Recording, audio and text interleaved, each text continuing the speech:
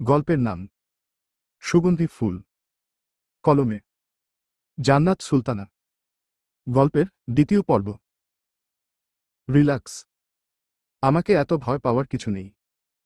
ভয় পাচ্ছি না আমি, কিছুটা তোতলানো স্বরে বলে মেহরিন। সাদা একটা নর্মাল 3 পিস পরা মেয়েটা, ওড়না গলায় ঝুলানো, চুলগুলো অত বড় নয়। ফিজার চুল অনেক লম্বা, তবে মেহরিনের চুল বেশ ঘন। বিনুনিটা বেশ মোটাসোটা, ঠিক মেহরিনের মতোই। আব্রাহাম আনমনে হাসে। আব্রাহাম মেহরিনের দিকে তাকিয়ে একটা চেয়ারে বসল। গম্ভীর স্বরে জিজ্ঞেস করল, কিসে পড়ছ তুমি? Honours final year. মেহরিনের উত্তর শুনে আব্রাহাম ফ্যালফ্যাল করে তাকিয়ে থাকে মেয়েটার দিকে। তার বিশ্বাস হচ্ছে না। অস্ফুটে মুখ দিয়ে বেরিয়ে আসে, বাচ্চা মেয়ে, এতগুলা টাকা। ফিজা বিস্ময় নিয়ে শুধালো। আবরাজ সিকিউরিটি গার্ডকে ইশারা করে। একজন গার্ড সাথে সাথে ফোন হাতে কিছু করল। আবরাজের ফোনে শব্দ হয়। আবরাজ ফোন চেক করে। সেখানে কিছু দেখে মেজাজ খারাপ হয়। মুহূর্তে রাগে চোয়াল শক্ত হয়। ফোনটা উল্টো করে শরীরের সর্বোচ্চ শক্তি দিয়ে ছুঁড়ে ফেলে নিচে। নিচে পড়ে বরফ ছিটকে চারদিকে ছড়িয়ে পড়ে। সেখানে থেকে কিছুটা বরফ ফিজার উপর পড়ে। ফিজা অবাক হয়। এভাবে হঠাৎ রেগে গেল কেন পুরুষটা? আর এতগুলা টাকা বা দিল কি কারণে দিয়েছে? কত রকম প্রশ্ন। আবরাজ ফিজার হাত টেনে ধরে আচমকায় বাড়ির ভেতর যাওয়ার উদ্দেশ্যে পা বাড়িয়ে সাব্বিরকে আদেশ করল, গাড়ি রেডি করো। 10 মিনিটস, তার মধ্যে মিস্টার জি এর সাথে আমি মিট করতে চাই। এরপর ফিজাকে টেনে নিয়ে বাড়ির ভেতর চলে গেল। ফিজা পুরো হতভম্ব। কি হচ্ছে কিছুই মাথায় ঢুকছে না। তার মধ্যে আবরাজের রেগে যাওয়ার কারণ খুঁজে পাচ্ছে না। আবরাজ মাস্টার বেডরুমে নিয়ে ফিজাকে সেটায় লক করে দিল। সার্ভেন্ট 3জন মাথা নিচু করে দাঁড়িয়ে আছে রুমের বাইরে। আবরাজ বাড়ি থেকে বেরিয়ে আসার আগে মহিলাগুলোকে সাবধান করে এলো কোনোভাবে যেন ফিজা রুম থেকে বেরুতে না পারে। বেশ রাত হয়েছে। বিদেশের বাড়িতে সে সব বোঝার জন্যই। লাইটিং, মানুষের আনাগোনা, কোনোটার কমতি নেই। যে যার মতো এনজয় করছে। সাব্বিরের মন চায় এভাবে বউ নিয়ে ইচ্ছে মতো অনেক রাত অবধি ঘোরাঘুরি করতে। কিন্তু হায় আফসোস, এটা বোধহয় এ জন্মে আর সম্ভব হবে না। তার স্যার নিজে বিয়ে করল, 3 বছর হল। না স্যার বাসর করল, আর না তার বিয়ের 1 বছরে তাকে বাসর করার মতো ছুটি দিল। সাব্বিরের এমন সিরিয়াস মোমেন্টে এসেও এমন চিন্তাভাবনার জন্য সে নিজেই তাজ্জব বনে গেল। কিছু সময় পূর্বে ঘটনা পুনরায় মনে পড়ল। তারা ক্লাব থেকে কিছু সময় পূর্বে ফিরেছিল। বাড়ির ভেতর প্রবেশ করার আগেই আবরাজের ঘুম ভেঙেছে। আর গেট থেকে বাড়ির ভেতর যাওয়ার জন্য গাড়ি থেকে নামার পর দুজন গার্ড একটা পার্সেল নিয়ে হাজির হয় সেখানে। সেটা চেকিং করাই ছিল। কোনো রকম বিপজ্জনক কিছু ছিল না। অগত্যা প্যাকিং খুলতে আদেশ করে আবরাজ। কিন্তু পার্সেলে এমন কিছু থাকবে আশা করেনি কেউ। টাকা। টাকা আবার পার্সেল করে পাঠায় নাকি কেউ? কিন্তু কেউ একজন পাঠিয়েছিল। আর একখানা মেসেজও ছিল আবরাজের জন্য। মেসেজটা দেখে সাব্বিরের মাথা খারাপ হচ্ছিল। সেখানে আবরাজ খানের রেগে আগুন হওয়াটা সাব্বিরের নিকট অস্বাভাবিক কিছু মনে হল না। গাড়িগুলো সব একটা নিরিবিলি রাস্তায় এসে থামল। চারদিকে সাদা বরফে ঢাকা। শুধু রাস্তাটাই কালো। কিছু সময় পূর্বে হয়তো এটা পরিষ্কার করা হয়েছে। চারটা কালো গাড়ি থেকে 4জন করে গার্ড বেরিয়ে এলো। 5 নম্বর গাড়িটা থেকে বেরুলো প্রথমে সাব্বির, তারপর ঘুরে গিয়ে ওপাশের দরজা খুলে দিল। গার্ডগুলো এসে সবাই সিরিয়ালে বেশ দক্ষতার সাথে দাঁড়িয়ে গেল। প্রশিক্ষণরত কিনা। রাস্তার বিপরীতে দাঁড়িয়ে 3টা গাড়ি আর 5-6 জন গার্ড। আর মিস্টার জি। সবার চোখে কালো চশমা। গাড়িগুলোর লাইটের আলোতে চারপাশ আলোকিত। আবরাজের সৈন্য সংখ্যা তুলনায় মিস্টার জি এর সৈন্য সংখ্যা নগণ্য বটে। আবরাজ নিজের রিভলভারটা বের করে লাফিয়ে নিজের গাড়িটার উপর উঠে বসল। একজন গার্ড এসে একটা জ্বলন্ত সিগারেট আবরাজের ঠোঁটের ভাঁজে খুঁজে দিয়ে গেল। আবরাজ এক টান দিয়ে কালো মোটা সিগারেটটা নিজের আঙুলের ভাঁজে নিয়ে আচমকাই মিস্টার জি এর পাশে দাঁড়ানো একজন গার্ডের উপর শুট করে দিল। মিস্টার জি এর হাতে ও সিগারেট। তিনি শুধু আর চোখে তাকালো একবার নিচে নিথর দেহের গার্ডটার দিকে। ভ্রুক্ষেপহীন তিনি। আবরাজ এক এক করে সবগুলো গার্ডকে মেরে ফেলল। এরা আসলেই কি জীবিত ছিল? আপনি মানুষ হবেন না। সবগুলোকে আগে থেকে মেরে দিয়েছেন। এরা তো আপনার লোক ছিল। আমাকে শেখাতে এসো না। আমি জানি এরা তোমার লোক। এনিওয়ে, ডিসিশন কি চেঞ্জ হয়েছে? নাকি আরও কিছু ট্রেলার প্রয়োজন? আবরাজ শান্ত। সিগারেট টানে। মিস্টার জি আবার বলে, ক্লাবে একজন বেশ চড়া দাম দিবেন বলেছে। পছন্দ করেছে মেয়েটাক। আবরাজ কি এত ভালো মানুষ? বউয়ের নামে সে এমন কথা বসে বসে শোনার পাত্র? উহু, মোটেও নয়। আবরাজ সাথে সাথে আবার টিগার চাপে। শব্দ হয় না কোনো। শুধু মিস্টার জি নিজের হাত চেপে ধরে ব্যথায় কুঁকড়ে উঠেন। আবরাজ লাফিয়ে নামে গাড়ির সামনের ডিকির উপর থেকে। সিগারেট অদূরে ফেলে দেয় ছুঁড়ে। এরপর শান্ত স্বরে বলে উঠে, এতদিন ছেড়ে দিয়েছি বলে সব সময় ছেড়ে দেব এটা ভাবা বোকামি। আমার ফুলের দিকে আরেকবার নজর দিল, পৃথিবীতে থেকে অস্তিত্ব মুছে ফেলব আপনার। আপনি কি ট্রেলার দিয়েছেন আমায়? আমি আপনাকে দিয়ে গেলাম।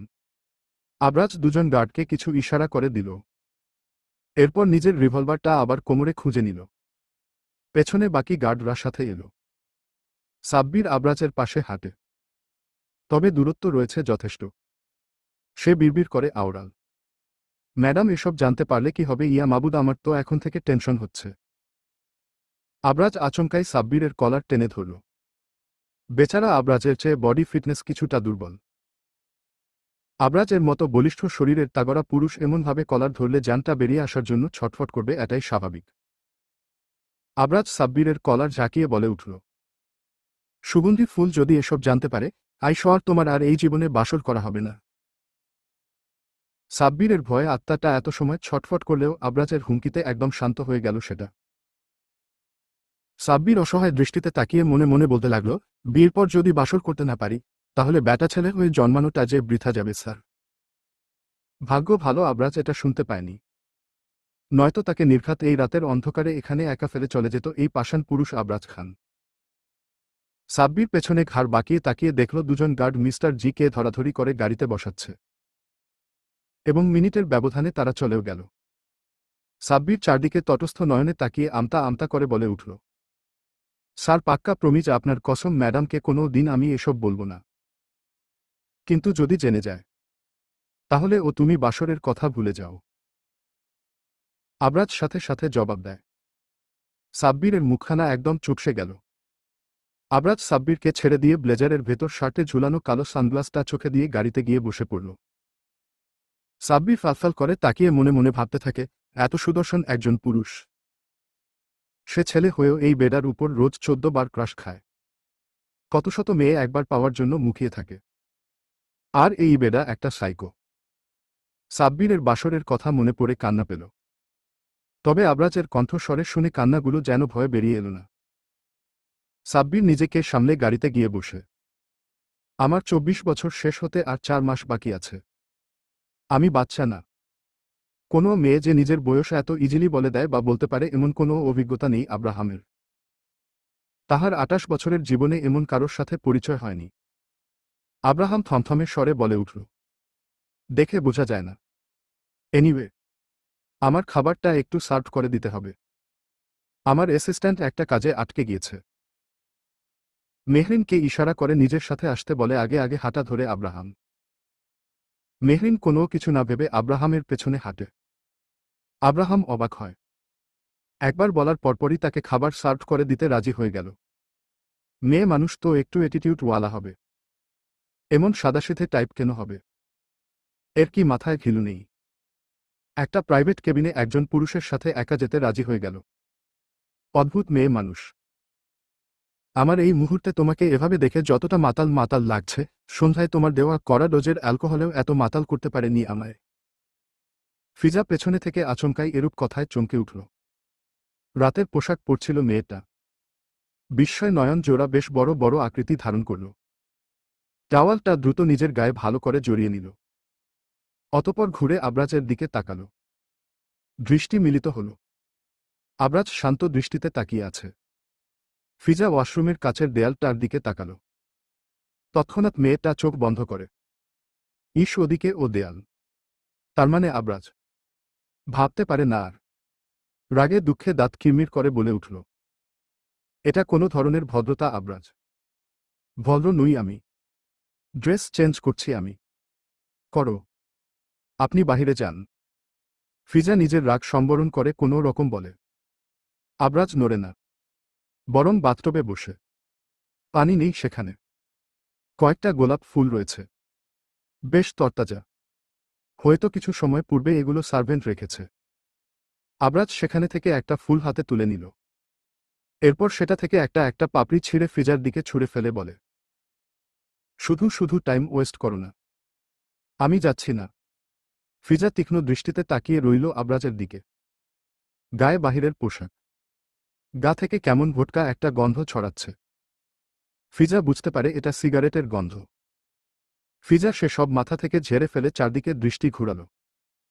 ওয়াশরুমটা যথেষ্ট বড়, কিন্তু ওয়াশরুম থেকে বেরিয়ে যেতে হলে আবরাজের পাশ দিয়ে যেতে হবে। ফিজা ধীরে পায়ে একদম আবরাজের কাছে গেল। সামান্য ঝুঁকে আবরাজের বুকে বা হাত রাখল। আবরাজের দ্বিতীয়বারের ন্যায় এই রমণীর অদ্ভুত ছোঁয়ায় শরীর মন শিহরিত বিস্মিত হতে লাগল। এক দৃষ্টিতে বউয়ের বুকের খাজের টাওয়ালটার দিকে একবার তো চোখের দিকে একবার তাকায়। ভ্রু জোড়া কুচকে গম্ভীর স্বরে বলে উঠল, তাই বলে এভাবে মনোরঞ্জনের চেষ্টা? পরবর্তীতে আমাকে আবার অসভ্য বলবে। এটা কিন্তু অন্যায়। ফিজা মুচকি হাসল। মনে মনে প্রচুর বিরক্ত মেয়েটা, কিন্তু প্রকাশ্যে সেটা বোঝার উপায় নেই। কিন্তু সে নিজেও কিছুটা এলোমেলো। শ্বাস প্রশ্বাস দূরত্ব চলছে। হঠাৎ আবরাজ অনুভব করল বউ তাকে ধোঁকা দিয়েছে। ওয়াশরুম থেকে বেরিয়ে গিয়েছে। কিছু বুঝে ওঠার আগেই দরজাটা অদ্ভুত শব্দ করে বাইরে থেকে আটকে দেওয়া হয়েছে। রুমের ভেতর কি হচ্ছে সেটা ওয়াশরুম থেকে স্পষ্ট দেখা গেলেও রুম থেকে ওয়াশরুম দেখার উপায় নেই। ফিজা রুমের ভেতর থেকে আন্দাজে সাদা রঙের পর্দাটা টেনে দিল। আবরাজ তখন ও বসে আছে বাথটবে।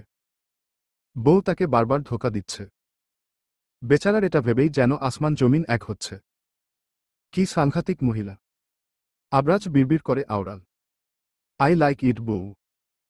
ভালোবাসি বলতে পারছি না। এটা নিয়ে এখনো সন্দেহ রয়েছে। তবে তোমার অ্যাটিটিউড আমার হৃদয়ে ঝড় তুলতে সক্ষম। লিভ মি আবরাজ, প্লিজ ছাড়ুন। তবুও আবরাজ ছাড়ল না, বরং হাত বাড়িয়ে বাথটাবের পানির লাইন চালু করে। গড়গড় করে পানি আসতে শুরু করে সেখানে। ফিজার রাগে শরীর কাঁপে। একটু আগে শাওয়ার নিয়েছে সে। মাত্র ড্রেস চেঞ্জ করে ওয়াশরুমের দরজা খুলতে এসছিল। আর তক্ষুনি আবরাজ তাকে টেনে আবার ওয়াশরুমে নিয়ে এসছে। আর দরজা লক করে বাথটবে ফেলে দিয়েছে। ফিজা রেগেমেগে বলে উঠল, সমস্যা কোথায় আপনার? এমন গায়ে পড়া স্বভাব কেন ন্যাকা মেয়েদের মতো? আমি ন্যাকা নই সুগন্ধি ফুল। আবরাজ ন্যাকা সুরে বলে। ফিজার ভ্রু কুচকে আসে। গম্ভীর স্বরে বলে, আমার নাম ফিজা। হ্যাঁ, আর আমার সুগন্ধি ফুল। আবরাজ ফিজার কাঁধে পানি দিতে দিতে বলে। ফিজা ঝট করে হাত সরিয়ে দেয়। আবরাজ ফ্যালফ্যাল করে তাকিয়ে বলে উঠল, তুমি জানো তোমার শরীর থেকে দারুণ একটা স্মেল আসে। সেই জন্য রাতে ঘুমের ভান করে গলায় মুখ গুজে পড়ে থাকেন। আবরাজ ঠোঁট কামড়ে হাসে। ফিজার বুকে চিনচিন করে। সুদর্শন এই পুরুষটা এভাবে হাসতে পারে। কত চমৎকার সেই হাসি।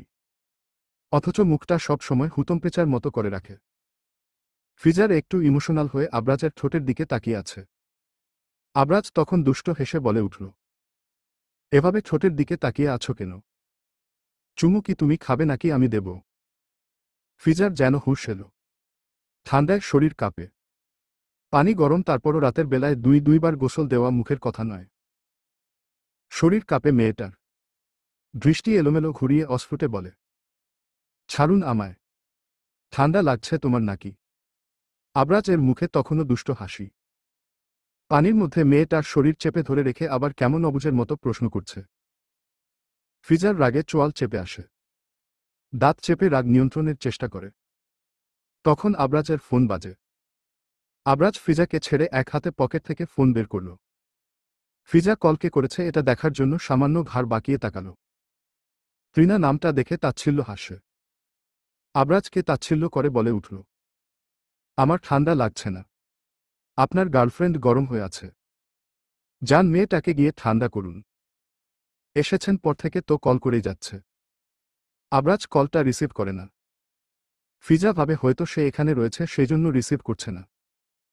তাই আবরাজকে সরানোর চেষ্টা করে আবার জানতে চাইল, আচ্ছা সাথে কেন নিয়ে আসেননি বলুন তো, তাহলে ভালো হতো আপনার।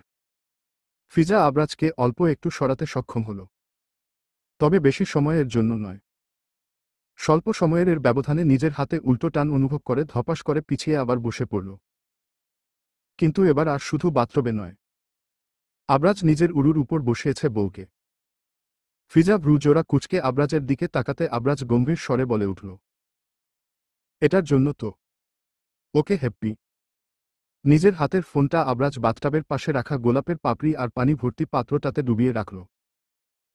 শান্ত স্বর অথচ ফিজার শরীর শিরশির করে। আবরাজের দিকে আর চোখে তাকাতে আবরাজ বলে উঠল, অনেকটা বেশি দোষ করেছি আইনো, আমি এটার জন্য অনুতপ্ত। বাট সরি, এখন যেটা করছি সেটার জন্য তো নয়। ফিজা কিছু বুঝে উঠার আগেই আবরাজ ফিজার গায়ের গেঞ্জিটার কাঁধটা টেনে নিচের দিকে নামিয়ে নিল। শরীর ভিজে চুপসে আছে দুজনের। আবরাজের সেদিকে খেয়াল নেই। অধর সুধাপান করতে ব্যস্ত হল। বেহায়া হাত জোড়াও ফিজার শরীরে বিচরণ করছে। ফিজার ঠান্ডায় আর এতটা গভীরভাবে আঁকড়ে রাখার ফলে শ্বাস যেন আটকে আছে। কোনো রকম নাকে দিয়ে অল্প নিঃশ্বাস নিতে পারছে। তবে এভাবে কিছু সময় থাকলে মেয়েটা নিশ্চয়ই জ্ঞান হারাবে। ফিজার হাত দুটো আবরাজের পিঠে ঢিলে হতে আবরাজ একটু থামল। অবাক হয়ে চোখ মেলে তাকিয়ে দেখল ফিজা পিটপিট করে তাকিয়ে আছে। ফিজা হাসছে।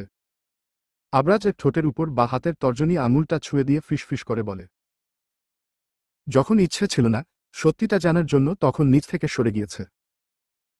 আর আজ আপনার জন্য একটু অনুভূতি এলো। আর দেখুন না, আমার দেহটা আমায় সঙ্গ দিল না। ফিজার চোখের পাতা বন্ধ হচ্ছে। আবরাজ বুঝতে পারছে, রাতে নিশ্চয়ই মেয়েটা খাবারও খায়নি, তার উপর এত সময় ঠান্ডার মধ্যে। আবরাজের মনে পড়তে দ্রুত ফিজার গেঞ্জিটা এক টানে খুলে নিল। নিজের গায়ের শার্ট ব্লেজার এক হাতে বোতাম খুলে একদম উন্মুক্ত লোমশ বুকে চেপে রাখল। এরপর গা থেকে কোনো রকম নিজের ভেজা কাপড়টা সরিয়ে এভাবে বসা থেকে ফিজারকে জড়িয়ে রেখে উঠে দাঁড়াল। মেয়েটার গায়ে এখন ইনার আর একটা প্লাজো।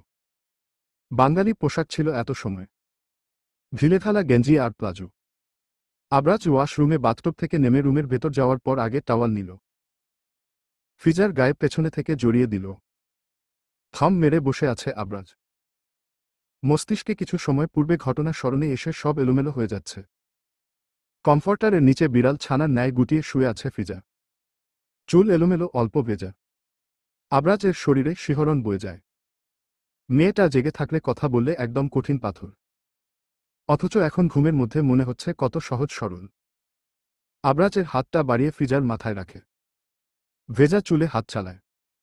দরজায় নক পড়তে আবরাজ উঠে গেল। একজন সার্ভেন্ট। খাবার একটা ট্রেতে 2টা স্যুপের বাটি।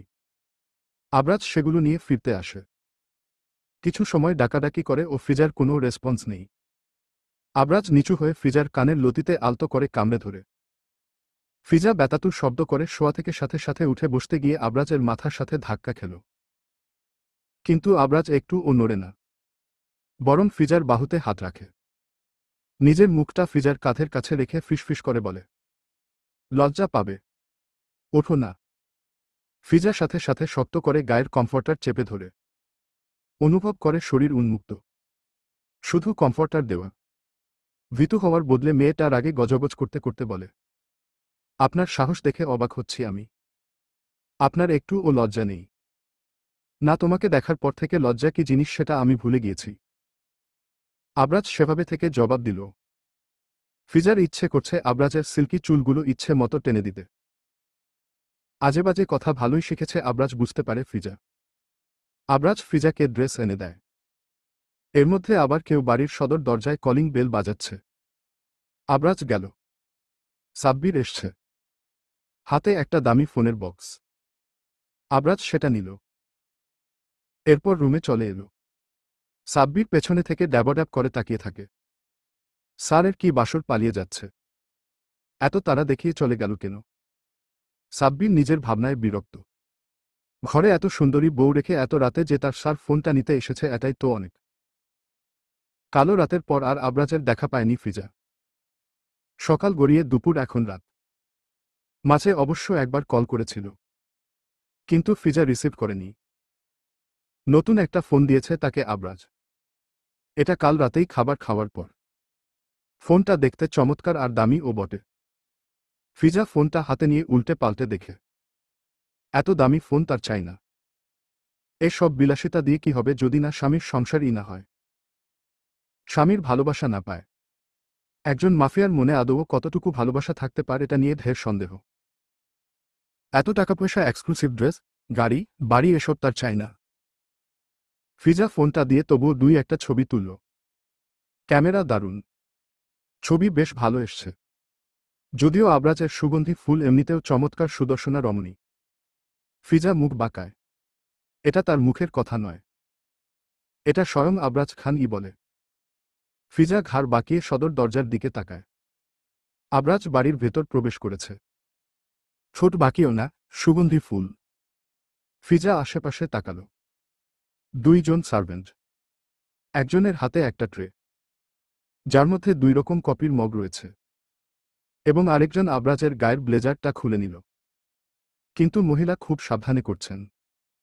আবরাজের গায়ে এক রত্তির ছোঁয়া লাগে না মহিলার। আবরাজ কপির মগ একটা হাতে নিল। এরপর ইশারা করতে মহিলা দুটো চলে গেল। ফিজার নিকট আবরাজের ব্লেজার খুলে দেওয়ার দৃশ্যটা ভালো লাগল না। এটা কেমন বিশ্রী ব্যাপার। মাফিয়া বলে কি নিজের গায়ের পোশাক ও অন্য কাউকে দিয়ে পাল্টাতে হবে?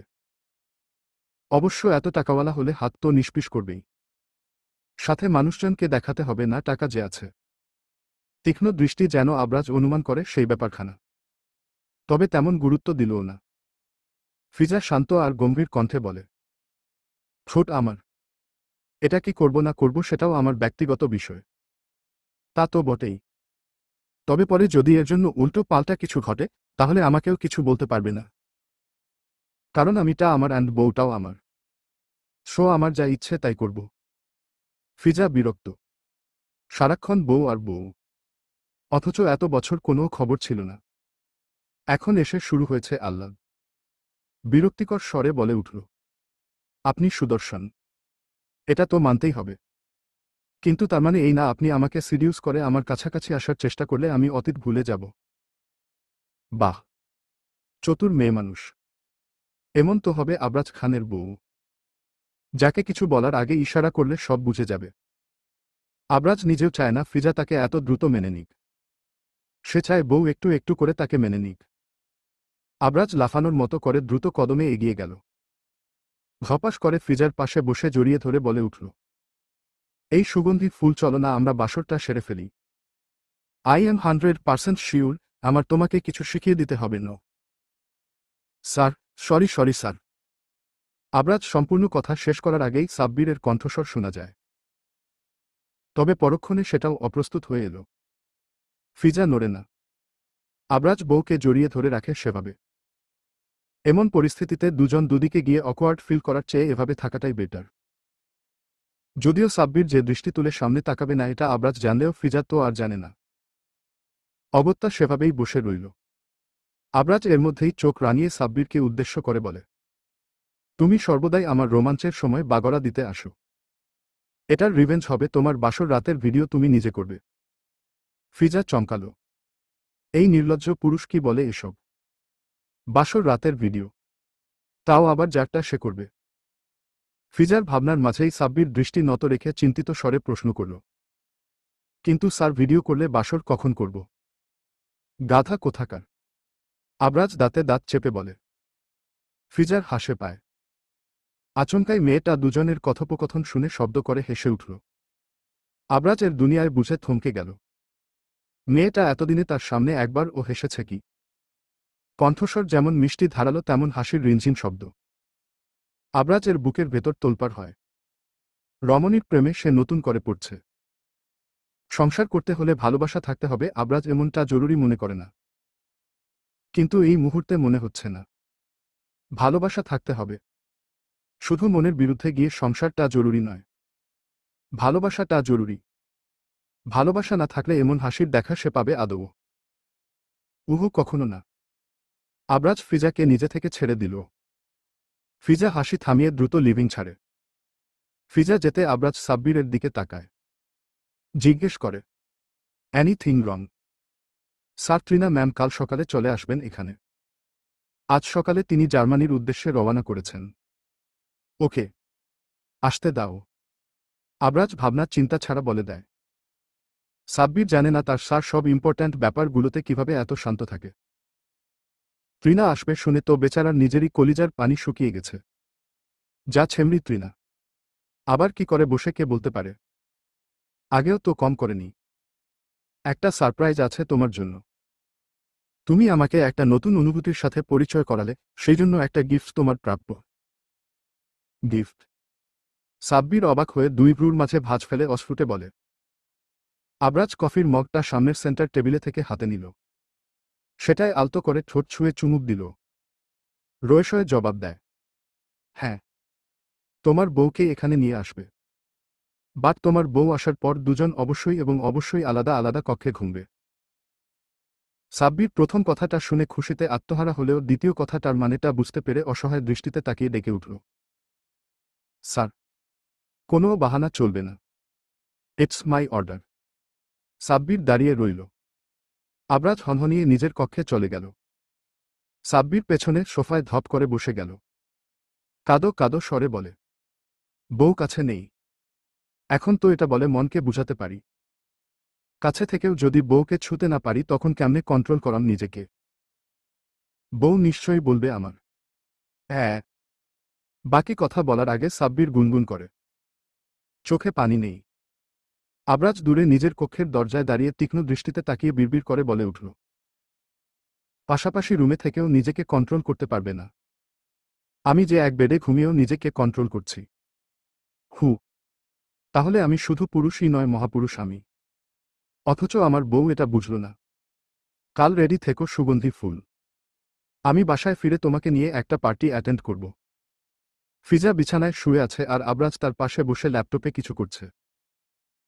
আবরাজ ল্যাপটপ স্ক্রিনে দৃষ্টি স্থির রেখে বলে উঠল উপরোক্ত কথাগুলো। ফিজা অন্যদিকে ফিরে শুয়েছিল। আবরাজ এর দিকে ঘুরে হেয়ালি স্বরে জিজ্ঞেস করল, আবার কাস্টমার দেখাবেন নাকি? কথাটা শেষ হওয়ার আগে ফিজার কানে যেন বিস্ফোরণ ঘটাল। দুই হাত কানে চেপে মেয়েটা দ্রুত শোয়া থেকে উঠে বসল। কিন্তু এটাও বেশি সময়ের জন্য হল না। আবরাজ ফিজাকে চকচকে ফ্লোরে পড়ে থাকা থেতলানো ল্যাপটপটা দেখার সুযোগ অবধি দিল না। ফিজার হাত দুটো বিছানার সাথে চেপে ধরে রাগান্বিত স্বরে বলে উঠল, বউ তুমি আমার কোনো পণ্য নয়। দ্বিতীয়বার এসব কথা বললে খুব খারাপ হবে। যা তোমার ধারণার বাইরে। বউ? ফিজা তাচ্ছিল্য হেসে বলে। আবরাজের রাগে চোয়াল শক্ত হয়ে আছে। সুদর্শন চেহারাটা দারুণ দেখাচ্ছে।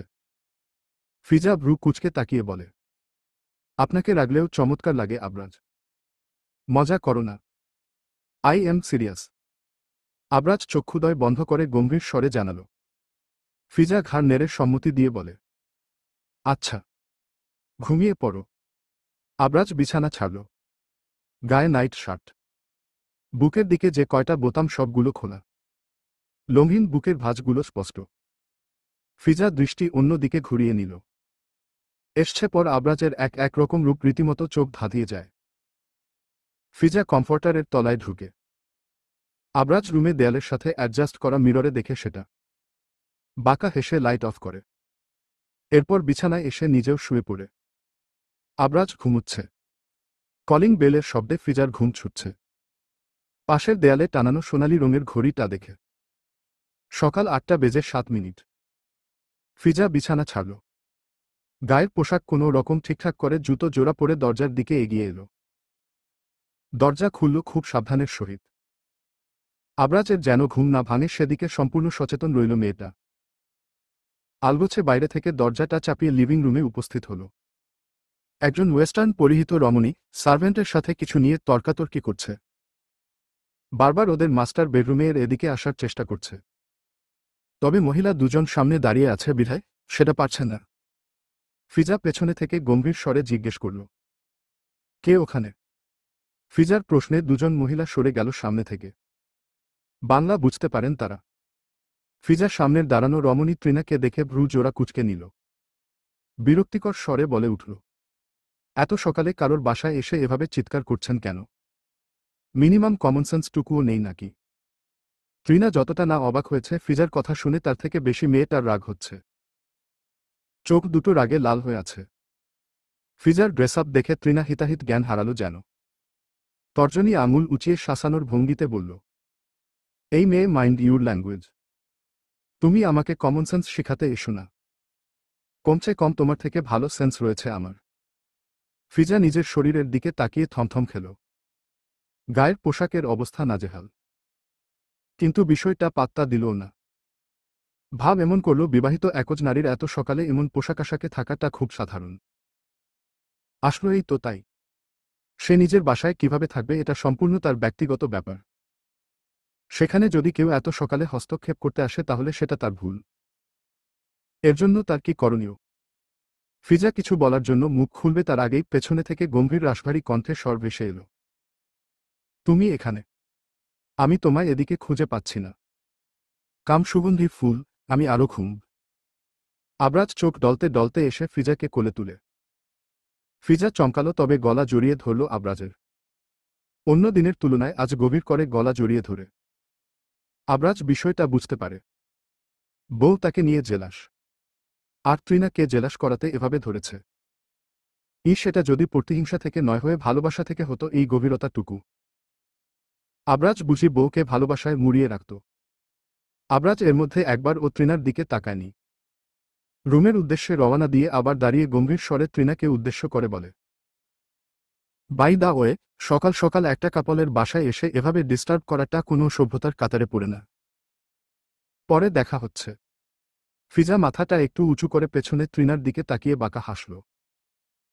ট্রিনার চোখ টলমল করে। রাগ না কি কষ্ট পেয়েছে ফিজা বুঝতে পারে না। বোঝার চেষ্টাও করে না। শুধু জানে এই মেয়েটা এবং মেয়েটার বাবা এরা বাপবেটি দুইটাই নাটকবাজ। ট্রিনা কিছু সময় আগে বাড়ি থেকে চলে গিয়েছে। ফিজা ফ্রেশ হয়ে এসে আর দেখে নি ট্রিনাকে। এ নিয়ে অবশ্য তার মাথা ব্যথা নেই। সে গুনগুন করতে করতে কিচেনে গেল। বেশ ফুরফুরে মুডে আছে মনে হচ্ছে। আবরাজ এর ভ্রু কুঁচকে আসে। লিভিং রুমে আর কিচেনের দরজায় দাঁড়ানো দুজন মহিলা রয়েছে। তারা নিজেদের মতো কাজ করছে। আবরাজ সে সব তোয়াক্কা করে না। নিজেও নাইটশার্টের হাতার ভাঁজ করা খুলতে খুলতে কিচেনে গেল। দূরে থাইক্কাই, ও তুমি এমন মায়ের জড়াইছ পুরুষ। তোমার সত্যি যায় নাও, এখন ছাইরা যাইবার পারি না। ফ্রিজা খুন্তি দিয়ে একটা পাত্রে কিছু নাড়তে নাড়তে গুনগুন করে। পেছনে যে আবরাজ দাঁড়িয়ে সেদিকে মেয়েটার খেয়াল আছে না নেই বোঝা মুশকিল। গেঞ্জির ফাঁক দিয়ে নিজের মসৃণ পেটে কোমল স্পর্শের সাথে সাথে ঘাড়েও থুতনি ঠেকিয়েছে আবরাজ অনুভব করে ফিজা। বলে, কোনো দিন ছেড়ে যেতে দেবও না। আমার মৃত্যুই তোমার মুক্তি পাওয়ার একমাত্র রাস্তা সুন্দরী রমণী। ফিজা মুচকি হাসল। সেকেন্ড সময় পরপরই আবরাজ কিছুটা ছিটকে দূরে সরে এলো। ডান হাতে বা হাতটা চেপে ধরে ফ্যালফ্যাল করে তাকিয়ে থাকে বউয়ের দিকে। ফিজা খুন্তিটা উল্টে পাল্টে দেখতে দেখতে তাচ্ছিল্য স্বরে বলে উঠল, একদম ভুল সেটা। প্রমাণ নিশ্চয়ই হাতে নাতে পেয়েছেন। আপনি কেন, আমি না চাইলে আমাকে আপনি আটকাতে কখনো পারবেন না। আবরাজ হাতটা লাল হয়েছে। সুন্দর চামড়ায় চোখে লাগছে খুব। ফিজার মনটা আচমকাই খারাপ হয়। বারবার সে মানুষটাকে ক্ষতবিক্ষত করছে। অথচ আবরাজ খান তাকে এখনো একবার ছুঁয়ে অবধি দেখেনি। আঘাত তো দূর, তার তো এমন উদ্দেশ্য ছিল না। তার উদ্দেশ্য তো ছিল মানুষটা তাকে যেমন মানসিক অশান্তি দিয়েছে তাকেও সেই অশান্তির সাথে পরিচয় করানো। ফিজা খুন্তি রেখে রান্না ঘরে রাখা ফার্স্ট এইড বক্স খুঁজে বের করে। আবরাজ তখন ভ্রু কুঁচকে তাকিয়ে। ফিজা আবরাজের হাত টেনে ধরে সেখানে ঔষধ লাগাল। আবরাজ ফিজার দিকে বিনাবাক্য তাকিয়েছিল এত সময়। ফিজার কাজ শেষ হতে আবরাজ বলে উঠল, সময় হোক, এমন কাদান কাদাব। সবকিছুর উসুল তখন একটু পরপর করে নেব সুগন্ধি ফুল। চোখগুলো ছোট ছোট আবরাজের। ফিজা ভ্রু জোড়া আড়াড়ি ভাবে রাখল। জিজ্ঞেস করল, রুমে যান, খাবার নিয়ে আসছি। আবরাজ ঘাড় নেড়ে কিচেন ছেড়ে বেরিয়ে এলো। দুজন মহিলা বেশ অবাক হয়েছে। মুখ দেখে বোঝা যাচ্ছে যে আবরাজ খানের সামনে দাঁড়িয়ে কেউ কথা বলার সাহস করে না। একটু এদিক ওদিক হলে তুলকালাম কাণ্ড ঘটিয়ে ফেলে সেই আবরাজ খান একজন মেয়েকে কতটা প্রায়োরিটি দিচ্ছে। আবরাজকে দেখে যে যার কাজে লেগে পড়ল। আবরাজ লিভিং রুমের ঠিক মাঝে দাঁড়িয়ে মহিলাগুলোকে উদ্দেশ্য করে বলে উঠল, এটাই last and first. Next time যদি আমার সুগন্ধি ফুল রান্নাঘরে গেছে খুব খারাপ হবে। It's my promise. ফিজা শুনল রান্নাঘর থেকে। বিরক্তিতে চোখ মুখ বিকৃতি করে ফোঁস করে বলে উঠল, আজব পুরুষ। সাব্বির সবেমাত্র নিজের কক্ষ থেকে বেরিয়েছিল। বেচারার সবেমাত্র ঘুম ভেঙেছে বোধহয়। চোখ ডলছে তখনও। তারপর লিভিং রুমে এসে আবরাজের রাগী কণ্ঠস্বর। কেন রেগে আছে কি কারণ কিছু বুঝে উঠার আগেই আবরাজ তাকেও উদ্দেশ্য করে বলে উঠল, আজ সারাদিন তোমার ফোন পানিতে ভিজিয়ে রাখবে। আর তুমি শাওয়ার দিবে না। এগুলো কিসের শান্তি যদি জিজ্ঞেস করো তাহলে আজ থেকে আগামী 7 দিন বউয়ের সাথে ও কথা বলতে পারবে না। সাব্বির ফ্যালফ্যাল করে তাকিয়ে থাকে। ঘুমের রেশ এখনও কাটেনি। সকাল সকাল স্যার তাকে কিসের শাস্তি দিচ্ছে জিজ্ঞেস করবে মনস্থির করেও লাস্টের কথায় সেটাও গিলে নিল। আবরাজ এর মধ্যে নিজের রুমে চলে গিয়েছে। ফিজা এলো তখন। সাব্বির ফিজাকে দেখে জিহ্বা দিয়ে ঠোঁট ভেজাল। এরপর আমতা আমতা করে প্রশ্ন করল, ম্যাম স্যার রেগে আছেন কেন? রেগে নয়, খুশি আছে। গার্লফ্রেন্ড এসেছিল তাই। ফিজা মেকি হেসে বলে। সাব্বির থতমত খেল। গতকালের কথা স্মরণ হতে বুঝতে পারে তৃণা এসেছিল। এই জন্যই স্যার রেগে আছেন। সাব্বির দাঁত দ্বারা জিহ্বা কাটে। মাথায় হাত দিয়ে আফসোস করে বলে, ও শিট। এরপর দ্রুত নিজের রুমের দিকে চলে গেল। ফিজা তীক্ষ্ণ দৃষ্টিতে দেখে সাব্বিরের হন্তদন্ত হয়ে ছুটে যাওয়া। এরপর নিজেও রুমে এলো। আবরাজ তখন ওয়াশরুমে হয়তো। ফিজা হাতের ট্রেটা একটা টেবিলের উপর রাখে। এরপর ফোন হাতে নিয়ে থাই ঠেলে ব্যালকনিতে এলো। বাড়িতে কল করে মায়ের সাথে বোনের সাথে কথা বলে। যদিও সেখানে তখন সন্ধ্যায়। এরপর কল কাটতে আবরাজের কণ্ঠস্বর ভেসে এলো, সুগন্ধি ফুল এদিকে এসো। ফিজা রুমে এসে দেখল আবরাজ শুধু একটা টাওয়াল পরে দাঁড়িয়ে আছে। ফর্সা শরীরে অল্পস্বল্প পানির বিন্দু চিকচিক করে। চওড়া বুকখানায় একটা পশমের চিহ্ন নেই। হাতের পেশিগুলো ফুলে ফেপে রয়েছে। ফিজার হাত থেকে আবরাজ ফোনটা বিছানায় ছুঁড়ে ফেলতে ফিজা ধ্যান ভাঙে। আবরাজ ফিজার ডান হাত টেনে ওয়াশরুমের দিকে হাঁটা ধরে বলে উঠল, চুল শ্যাম্পু করতে হবে সুগন্ধি ফুল। আবরাজ বাথটবে বসে। ফিজা কোনো কথা না বলে শ্যাম্পু নিয়ে আবরাজের চুলে লাগিয়ে দেয়। একটু একটু অনুশোচনা ও হয় নিজের কাজের জন্য। ভাবে এমনটা আর কখনো করবে না। কথা দিয়ে আঘাত করবে যতদিন না বিয়ের দিন রাতে কেন তাকে ফেলে চলে এসেছিল এটা সম্পূর্ণ ক্লিয়ার করছে। নিজের গায়ে ঠান্ডা পানির ঝাপটা পেতে ফিজা চমকে আবরাজের চুল খামচে ধরল। দাঁতে দাঁত চেপে বলে উঠল, একদম অসভ্যতামি করবেন না আবরাজ। করব। আমি শাওয়ার নিয়েছি একবার। ফিজা কণ্ঠ খাদে এনে বলল। আবরাজ সাথে সাথে আবদার করে, আবার নাও আমার সাথে। গতকাল করেছি। সেটা ইচ্ছে করে নয়। আপনি জোর করেন কেন? আমি আমার প্রশ্নের উত্তর পেয়ে গেলে আপনার জোর করতে হবে না। উত্তরটা খারাপ ভালো যাই হোক। আবরাজ শুনে কিছু না বলে ফিজাকে নিজের কোলের উপর বসিয়ে শক্ত করে জড়িয়ে ধরে গভীর করে বাঁধন। ফিজা জোর করে না। সেভাবে পড়ে থাকে। ভালোবাসি কিনা জানা নেই। বাট তোমার জন্য যা ফিল করি আমি তা আগে কখনো কোনো মেয়ের জন্য করিনি। এটা নিয়ে আমি নিজের সাথে ফাইট করছি। I want you and I need you at any cost. তীব্র থেকে তীব্র হয় আবরাজের হাতের স্পর্শ। ফিজার গালে ছুঁয়ে থাকা হাতটা ফিজাকে বড্ড জ্বালাচ্ছে। ঠোঁট ছুঁয়ে যাচ্ছে তর্জনী আঙুল। সে আবরাজের শরীরের সঙ্গে ও লেপ্টে রয়েছে। শরীরের অর্ধাংশ ভিজে গিয়েছে প্রায়। ঠান্ডায় মেয়েটা কাঁপছে। আবরাজের চুল থেকে হাত সরিয়ে গলা জড়িয়ে ধরে আরাম করে বসে। আবরাজ শান্ত দৃষ্টিতে তাকিয়ে বউয়ের দিকে। ফিজা ফিসফিস করে বলে, নারী তার শখের পুরুষকে যতই ভালোবাসুক, আপনি যা দিবেন সেটাই তার কাছ থেকে ফিরত পাবেন। আমি তোমায় অবহেলা করেছি। তুমি কেন তবে আমায় ছেড়ে গেলে না? ফিজা হাসে। ফ্যাকাশে ঠোঁটের সেই হাসি আবরাজের নিকট দারুণ লাগে। একটু ছুঁয়ে দিতে ইচ্ছে করে। মুখ এগিয়ে নিয়েও আলতো স্পর্শ করল। ফিজা মুখ ঘুরিয়ে অন্যদিকে তাকিয়ে বলে উঠল, ছেড়ে যাব? উহু, আমি আপনাকে আমার স্থানে দাঁড় করাব। আর অনুতপ্তের অনলে পোড়াব। এবং সেটাই হবে আপনার ভুলের শাস্তি। তুমি বড্ড বোকা সুগন্ধি ফুল। আবরাজ আফসোস করে বলে। ফিজা ঠোঁটের কোনায় হাসি ঝুলিয়ে জবাব দেয়, বোকা ভালো, অথচ মেয়েটা তাকে নাকে দড়ি বেঁধে ঘোরাচ্ছে।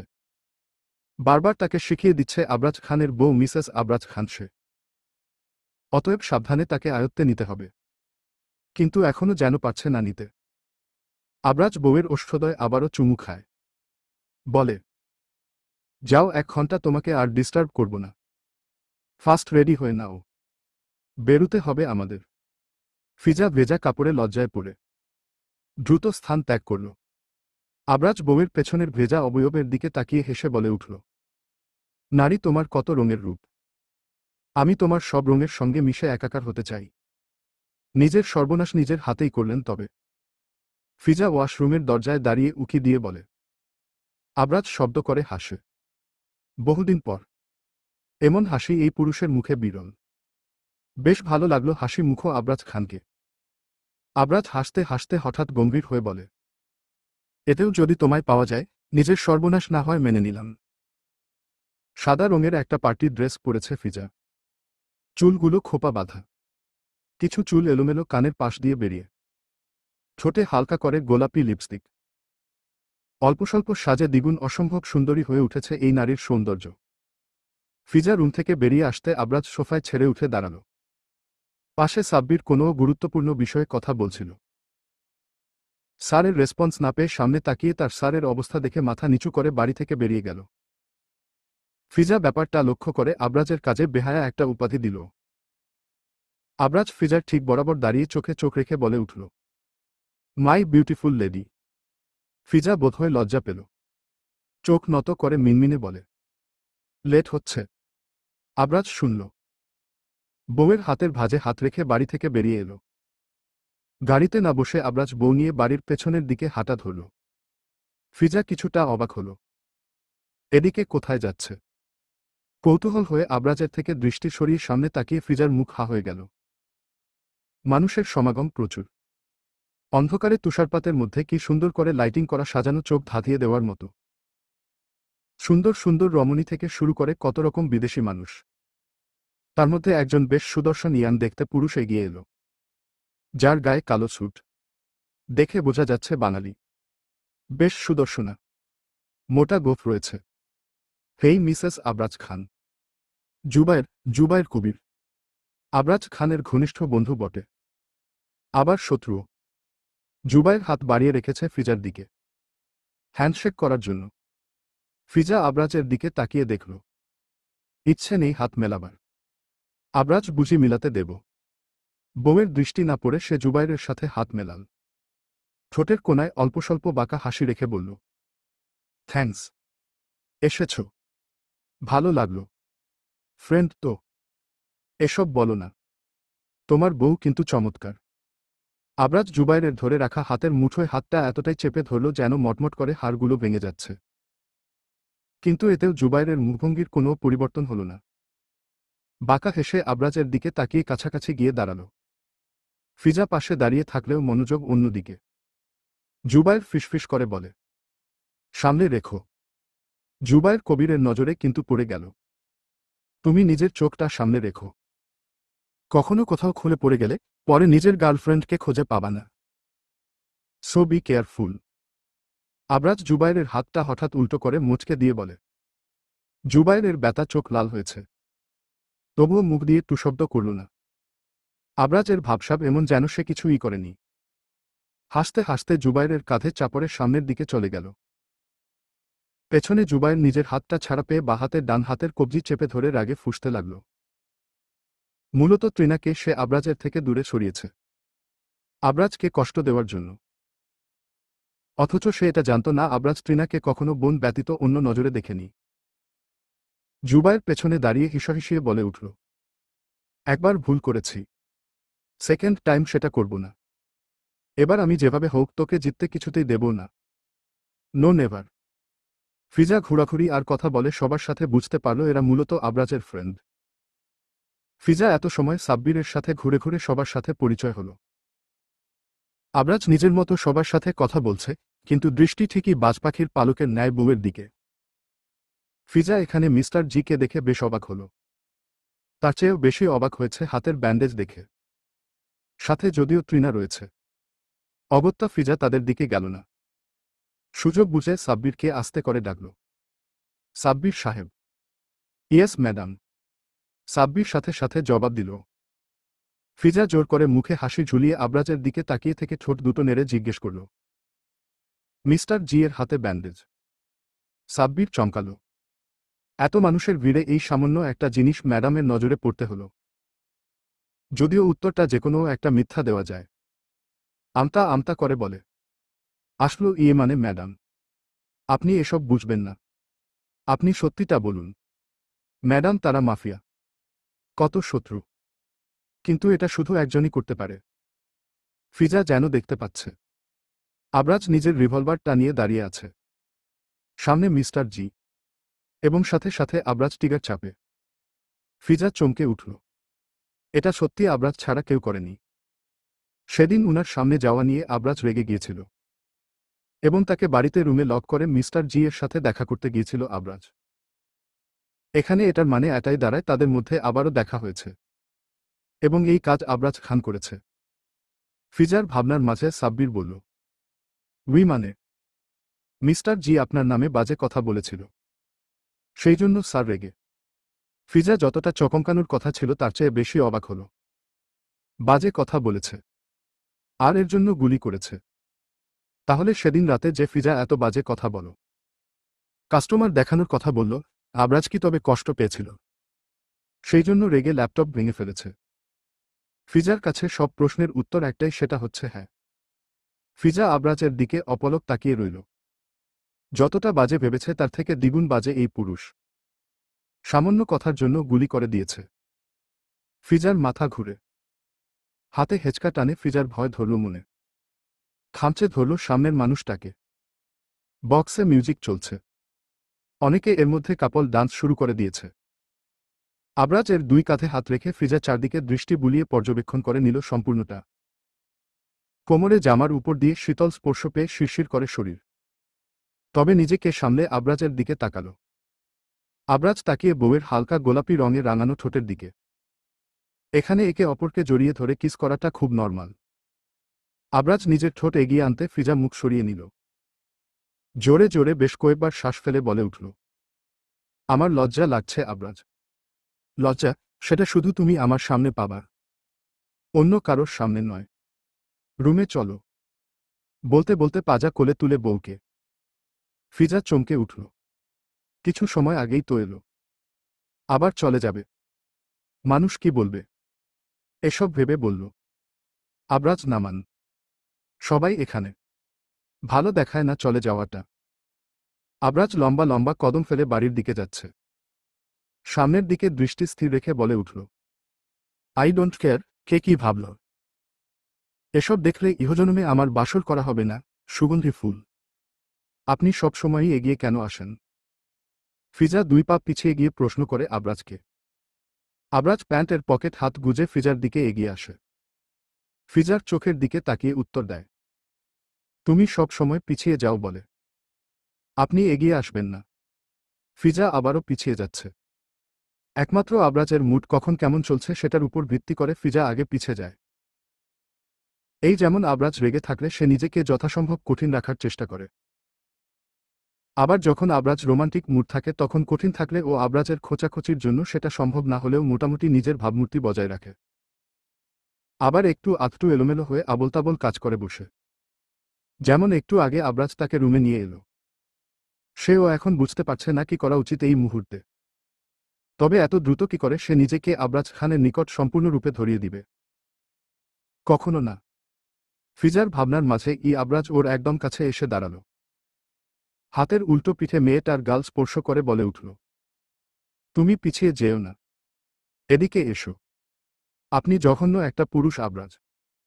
আবরাজ ফিজার কথা সম্পূর্ণ অগ্রাহ্য করে বলল, কাম, এদিকে এসো। Don't touch me. আপনাকে দেখতে ইচ্ছে করছে না। নিজের হাত খানা ছাড়িয়ে নেওয়ার চেষ্টা করতে করতে কঠিন স্বরে বলে। আবরাজ হেঁচকা টানে মেয়েটাকে নিজের একদম কাছে নিয়ে আসে। ঘনিষ্ঠ করে নিজের শরীরের সঙ্গে। ঘাড়ে থুতনি ঠেকিয়ে আবরাজ শান্ত স্বরে বলে উঠল, আমাকেই দেখতে হবে, আগে এবং পরে। আপনি বাজে খুব। ফিজা কিছুটা বিরক্তিকর স্বরে বলে। আবরাজ বউয়ের কাঁধে তখন থেকে নাক ঘষে যাচ্ছে। ফিজার শরীর শিরশির করে। আবরাজ বুঝতে পারছে বউ তার মৃদু কাঁপছে। ফিসফিস করে বলে, তোমার জন্য সব। বিয়ের রাতে কেন ফেলে এলেন? সাথে সাথে প্রশ্ন করে ফিজা। পুরুষ মানুষকে জব্দ করার ভালো একটা প্রথা হচ্ছে যখন সে বউয়ের সঙ্গ চাইবে। খারাপ ভালো সব রকম বিষয়ে তাদের সাথে কথা বলার একটা উত্তম সময় তখন। আবরাজ ফিজার চোখের দিকে তাকিয়ে বলে, বিশ্বাস করবে বললে? আপনি বলুন। আবরাজ ফিজাকে ছেড়ে দেয়। বলল, তুমি খুঁজো। কিভাবে পাবো? সবকিছু যেভাবে পেয়েছ। অনেক সময়। ততদিনে আমি তোমায় আরো ভালোবেসে ফেলব। বলতে বলতে আবার এগিয়ে আনে বউকে নিজের দিকে। ফিজা ভ্রু জোড়া কুচকে জিজ্ঞেস করল, এখন বাসেন না বুঝি? প্রুফ চাই নাকি? কিভাবে করবেন? আবরাজ হতাশ হল। এই মেয়ে কোনো দিন সোজাসাপটা জবাব দিল না। সব সময় প্রশ্নের পিঠে প্রশ্ন করাটাই তাহার খুব জরুরি। আবরাজ ফোঁস করে দম ছাড়ে। বাঁকা হেসে জানতে চাইল, তুমি কিভাবে উপভোগ করতে চাও? অনুভূতি। তাহলে বাসর করতে হবে। আবরাজ ফিজার ঘাড়ের পেছনে ডান হাতটা রেখে মাথাটা আচমকাই নিজের দিকে টেনে নিল। নাক দুটো একটা আরেকটাকে স্পর্শ করছে। ফিজা বিরক্ত। বলল, সারাক্ষণ বাসরের ধান্দা। ভালো হবেন না। তুমি হতে দিচ্ছ না। মাথা খারাপ করে দাও। এই যে এখন নিজেকে অর্ধ উন্মুক্ত করে রেখেছ। ছুঁয়ে দিতে ইচ্ছে করছে। আপনি এটা ছাড়া পারেন কি? তোমাকে ভালোবাসতে। ভুল। তোমার যা মনে হয়। ফিজা ফোঁস করে দম ছাড়ে। নিজের জামার ফিতাটা ঠিক করে ওভারকোটের বোতাম লাগায়। তারপর গলার স্কার্ফটাও ভালো করে প্যাঁচাতে লাগল। আবরাজ বাধা দিলও না। তাকিয়ে থাকে। সার্ভেন্ট ডাকতে আবরাজ গেল। সাব্বিরের বউ এসছে। জানালো। ফিজা দ্রুত বেরিয়ে এলো এটা শুনে। বাহিরে এসে চমৎকার একখানা রমণীর দেখা পেল। বেশ দামি একটা থ্রি পিস পরা। মেরুন রঙের থ্রি পিস দারুণ মানিয়েছে মেয়েটাকে। হ্যাংলা পাতলা চিকন গোর্নের শরীর। একদম ফর্সা। ফিজা অবাক হলো যেমন ভালো ও লাগল। বিদেশি দেখতে কিছুটা। সাব্বির তখন বাড়ির সদর দরজা দিয়ে ভেতরে প্রবেশ করে দৌড়ে। এসে বউয়ের পাশে দাঁড়িয়ে বলে উঠল, এত লেট হলো তোমার? মেয়েটা জবাব দিলও না। চোখ পিটপিট করে তাকিয়ে সাব্বিরের দিকে। সাব্বির মেকি হাসে। দোষটা তার নিজের। সেক্ষেত্রে বউকে এমন প্রশ্ন করাটা বোকামি। তারই তো গাড়ি পাঠাতে লেট হয়েছে। তাই সেদিকে কথা বাড়ানোর মানে নেই। ফিজাকে দেখিয়ে বলল, ম্যাডাম, আমার বাসর। সাব্বির কিছুটা নার্ভাস হয় আবরাজকে দেখে। ফিজা ব্যাপারটা বুঝতে পেরে বলে উঠল, আপনার বউ? মেয়েটা মিশুক। ফিজার সাথে ভালোই বন্ডিং হল। দুজন কি সুন্দর কথা বলতে বলতে বাহিরে চলে গেল। সাব্বির বউয়ের লাগেজটা হাতে দাঁড়িয়ে। আবরাজ সাব্বিরের দিকে রাগী চোখে তাকিয়ে আছে। যার অর্থ তোমার জন্য আমার বাসরটা একটুর জন্য হাত ফসকে গেল। সাব্বির আস্তে করে ঢোক গিলে। আবরাজ চোয়াল শক্ত রেখে হাসে। বলে, মনে আছে তো? দুজন দুই রুমে থাকবে। যাও ফাতিহার লাগেজ আমার পাশের রুমে রেখে এসো। স্যার তিহা রাগ করবে। সাব্বির মিনমিন করে বলে উঠল। বউ তার ভীষণ নাজুক। সহজ সরল ও বটে। ব্যাপারটা কিভাবে নিবে বউ? তার উপর যদি ভুল টুল বুঝে। সাব্বিরের ভাবনার মাঝে আবরাজ রসাত্মক স্বরে বলল, আচ্ছা, আচ্ছা। বলবো নাকি? কণ্ঠস্বরে গম্ভীর একটা ভাব রয়েছে। সাব্বিরের হঠাৎ পেটের ভেতর মোচড় দিল। অসহায় দৃষ্টিতে তাকিয়ে অনুরোধ স্বরে বলে উঠল, না স্যার। আমার এত বড় সর্বনাশ করবেন না দয়া করে। আবরাজের হাসি পায়। তবে হাসে না। বাড়ি থেকে গুনগুন করতে করতে বেরিয়ে গেল। সাব্বির উপরের দিকে তাকিয়ে বিড়বিড় করে বলতে লাগল, ইয়া আল্লাহ, জীবনে কোনো দিন আর আমি লাল পানি ছুঁয়ে দেখব না। পাক্কা প্রমিজ। একবার বাসরটা করিয়ে দাও প্লিজ গড। বেচারার চোখে মুখে বেদনার ছাপ। এরপর আবরাজের কথা মতো লাগেজটা রেখে এলো। পাটির ওখানে পৌঁছাতে সাব্বিরের মাথা চক্কর দিল। চোখ দুটো বড় বড় আকৃতি ধারণ করল। দ্রুত পা চালিয়ে কোনো রকম গিয়ে বউয়ের পাশে দাঁড়িয়ে বলে উঠল, আমি যা দেখছি তুমি ও কি তাই দেখতে পাচ্ছ? আবরাজ সুইমিং পুলের পাশে ফিজাকে নিয়ে কাপল ডান্স করছে। সুন্দর হচ্ছে। ফাতিহা সেদিকে হাসি হাসি মুখে তাকিয়েছিল। সাব্বিরের প্রশ্নে বিরক্ত হয়ে বলল, এটা কেমন প্রশ্ন? এখানে ডান্স হচ্ছে তো ভিন্ন কিছু দেখব কেন আমি? উফ, তুমি তেরা কথা কবে থেকে বলতে শুরু করলে? আচ্ছা বাদ দাও। স্যার ডান্স করছে, আমার বিশ্বাস হচ্ছে না। এই আমাকে একটা চিমটি কাটো তিহা। ফাতিহা সাথে সাথে সাব্বিরের পেটে খামচে ধরল। সাব্বির ব্যথাতুর শব্দ করে ছিটকে দূরে সরে গেল। তবে পর মুহূর্তে সামনে তাকিয়ে ফ্যালফ্যাল হয়ে এলো আঁখি। তাকিয়ে থাকে সেভাবে। তবে পরক্ষণেই কিছু মনে পড়তে নিজেও বউয়ের হাত টেনে ধরে একপাশে চলে গেল। আবরাজ ডান্স কম বউকে বিরক্ত বেশি করছে। কোমরে রাখা হাতটা ফিজাকে বড্ড বিরক্ত করছে। ফিজা যার ফলস্বরূপ ব্যালেন্স ঠিক রাখতে না পেরে আবরাজের কাঁধে রাখা হাতটা বেশ শক্ত করে চেপে রেখেছে সেখানে। আবরাজ মুগ্ধ হয়ে বউয়ের কার্যকলাপ লক্ষ্য করছে। অতিরিক্ত তুষারপাত পার্টিতে ব্যাঘাত ঘটাল। যা টুকটাক সবাই নিজেদের মতো এনজয় করে চলে গেল। কিন্তু এত বড় পার্টি আবরাজ কিসের জন্য দিয়েছে সেটাই ফিজা বুঝতে পারে না। বাড়ির ভেতরে এসে সবাই যখন যে যার রুমে যাবে সাব্বির তখন ফিজাকে ডেকে বলল, ম্যাম, স্যারের বার্থডে আজ। স্যার অপেক্ষা করেছিল। উইশটা করে দিয়েন। ফিজা চমকাল। আশ্চর্যের ব্যবহার এটা। 3 বছরে ফিজা সবসময় আবরাজের বার্থডে ডেট মনে রেখেছে। কিন্তু এবার কিভাবে ভুলে গেল সে এটা? আফসোসের বন্যা যখন ভেতরে উতালপাতাল ঢেউ। তখন নিজেকে কোনো রকম সামলে সাব্বিরকে জবাব দিল, ফাতিহার রুমে যান। আমি আপনার স্যারকে ম্যানেজ করে নেব। সাব্বির মৃদু হাসল। স্যার বলেছে যা। এসব নিয়ে মজাই করবে, এর বেশি কিছু না। সাব্বির রুমে যেতে ফিজাও নিজের রুমে এলো। আর সাথে সাথে দরজা বন্ধ করে আবরাজ। এরপর দরজার সাথে চেপে ধরে ফিজাকে বলল, থ্যাঙ্কস বলো আমাকে। But why? ফিজা ভ্রু জোড়া কুচকে জিজ্ঞেস করল। ভেতরে ঠিকই মেয়েটা গুটিয়ে গিয়েছে। সারাদিন কেন কথাটা ওর একবারও মনে পড়েনি। আবরাজ ফিজার চোখের দিকে তাকিয়ে ফিসফিস করে জবাব দিল, তোমার ইশারায় না নাচতে পারি? তোমার সাথে তো ডান্স করলাম। আবরাজ তোমাকে ভালোবাসে না। ফিজা তৃণার কথায় হাসে। চমৎকার সেই হাসি।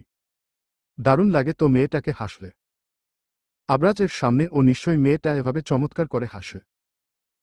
আবরাজ কি তখন মুগ্ধ হয়? অবশ্যই হবে। এমন আগুন সুন্দরী বউ হয়েছে পর থেকে তো আবরাজ আর পরনারীর কাছে যায় না। তৃণার হিংসে হয়। ফিজা ফুল নেয়। কথা বলে না। সাদা সাদা কয়েকশো হবে একটা সাদা পলিথিনে নিয়েছে। সেটা একজন গার্ডের হাতে রয়েছে। তৃণার কথায় জবাব দিল, জানি। ছেড়ে দাও ওকে। ফিজা গাড়ির দিকে হাঁটা ধরে। তৃণা পেছনে পেছনে হাঁটতে হাঁটতে বলল। ফিজা একবার তাকায় না মেয়েটার দিকে, বরং হাঁটতে হাঁটতে শক্ত কণ্ঠে জানাল, কখনো না। ফুল কেন নিচ্ছ? ফিজা এবার দাঁড়াল। গাড়ির কাছাকাছি চলে এসছে তারা। ফিজা ফুলগুলোর দিকে তাকিয়ে আবার তৃণার দিকে তাকাল। মুচকি হেসে বলল, একটা স্পেশাল নাইট অ্যারেঞ্জ করে সারপ্রাইজ দিতে চাচ্ছি আমার হাসবেন্ডকে। হাসালে। আবরাজ খান কখনো তোমায় ছুঁয়ে দেখবে না। ফিজার দম ফাটা হাসি ফেলে। রাস্তা না হলে ঠিকই হেসে নিত। তৃণা কি জানে আবরাজ খান ফিজাকে ঠিক কতটা চায়? ধারণা আছে। মেয়েটা সত্যি পাগল। ফিজা ঠোঁটের কোনায় হাসি ঝুলিয়ে বলে উঠল, আচ্ছা, তোমার নাম্বারটা দিয়ে যাবা।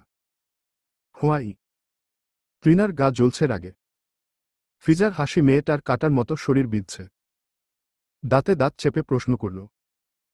ফিজা কনফিডেন্সের সাথে জানাল, রাতে প্রমাণ পেয়ে যাবা ছুঁয়ে দেখছে কিনা।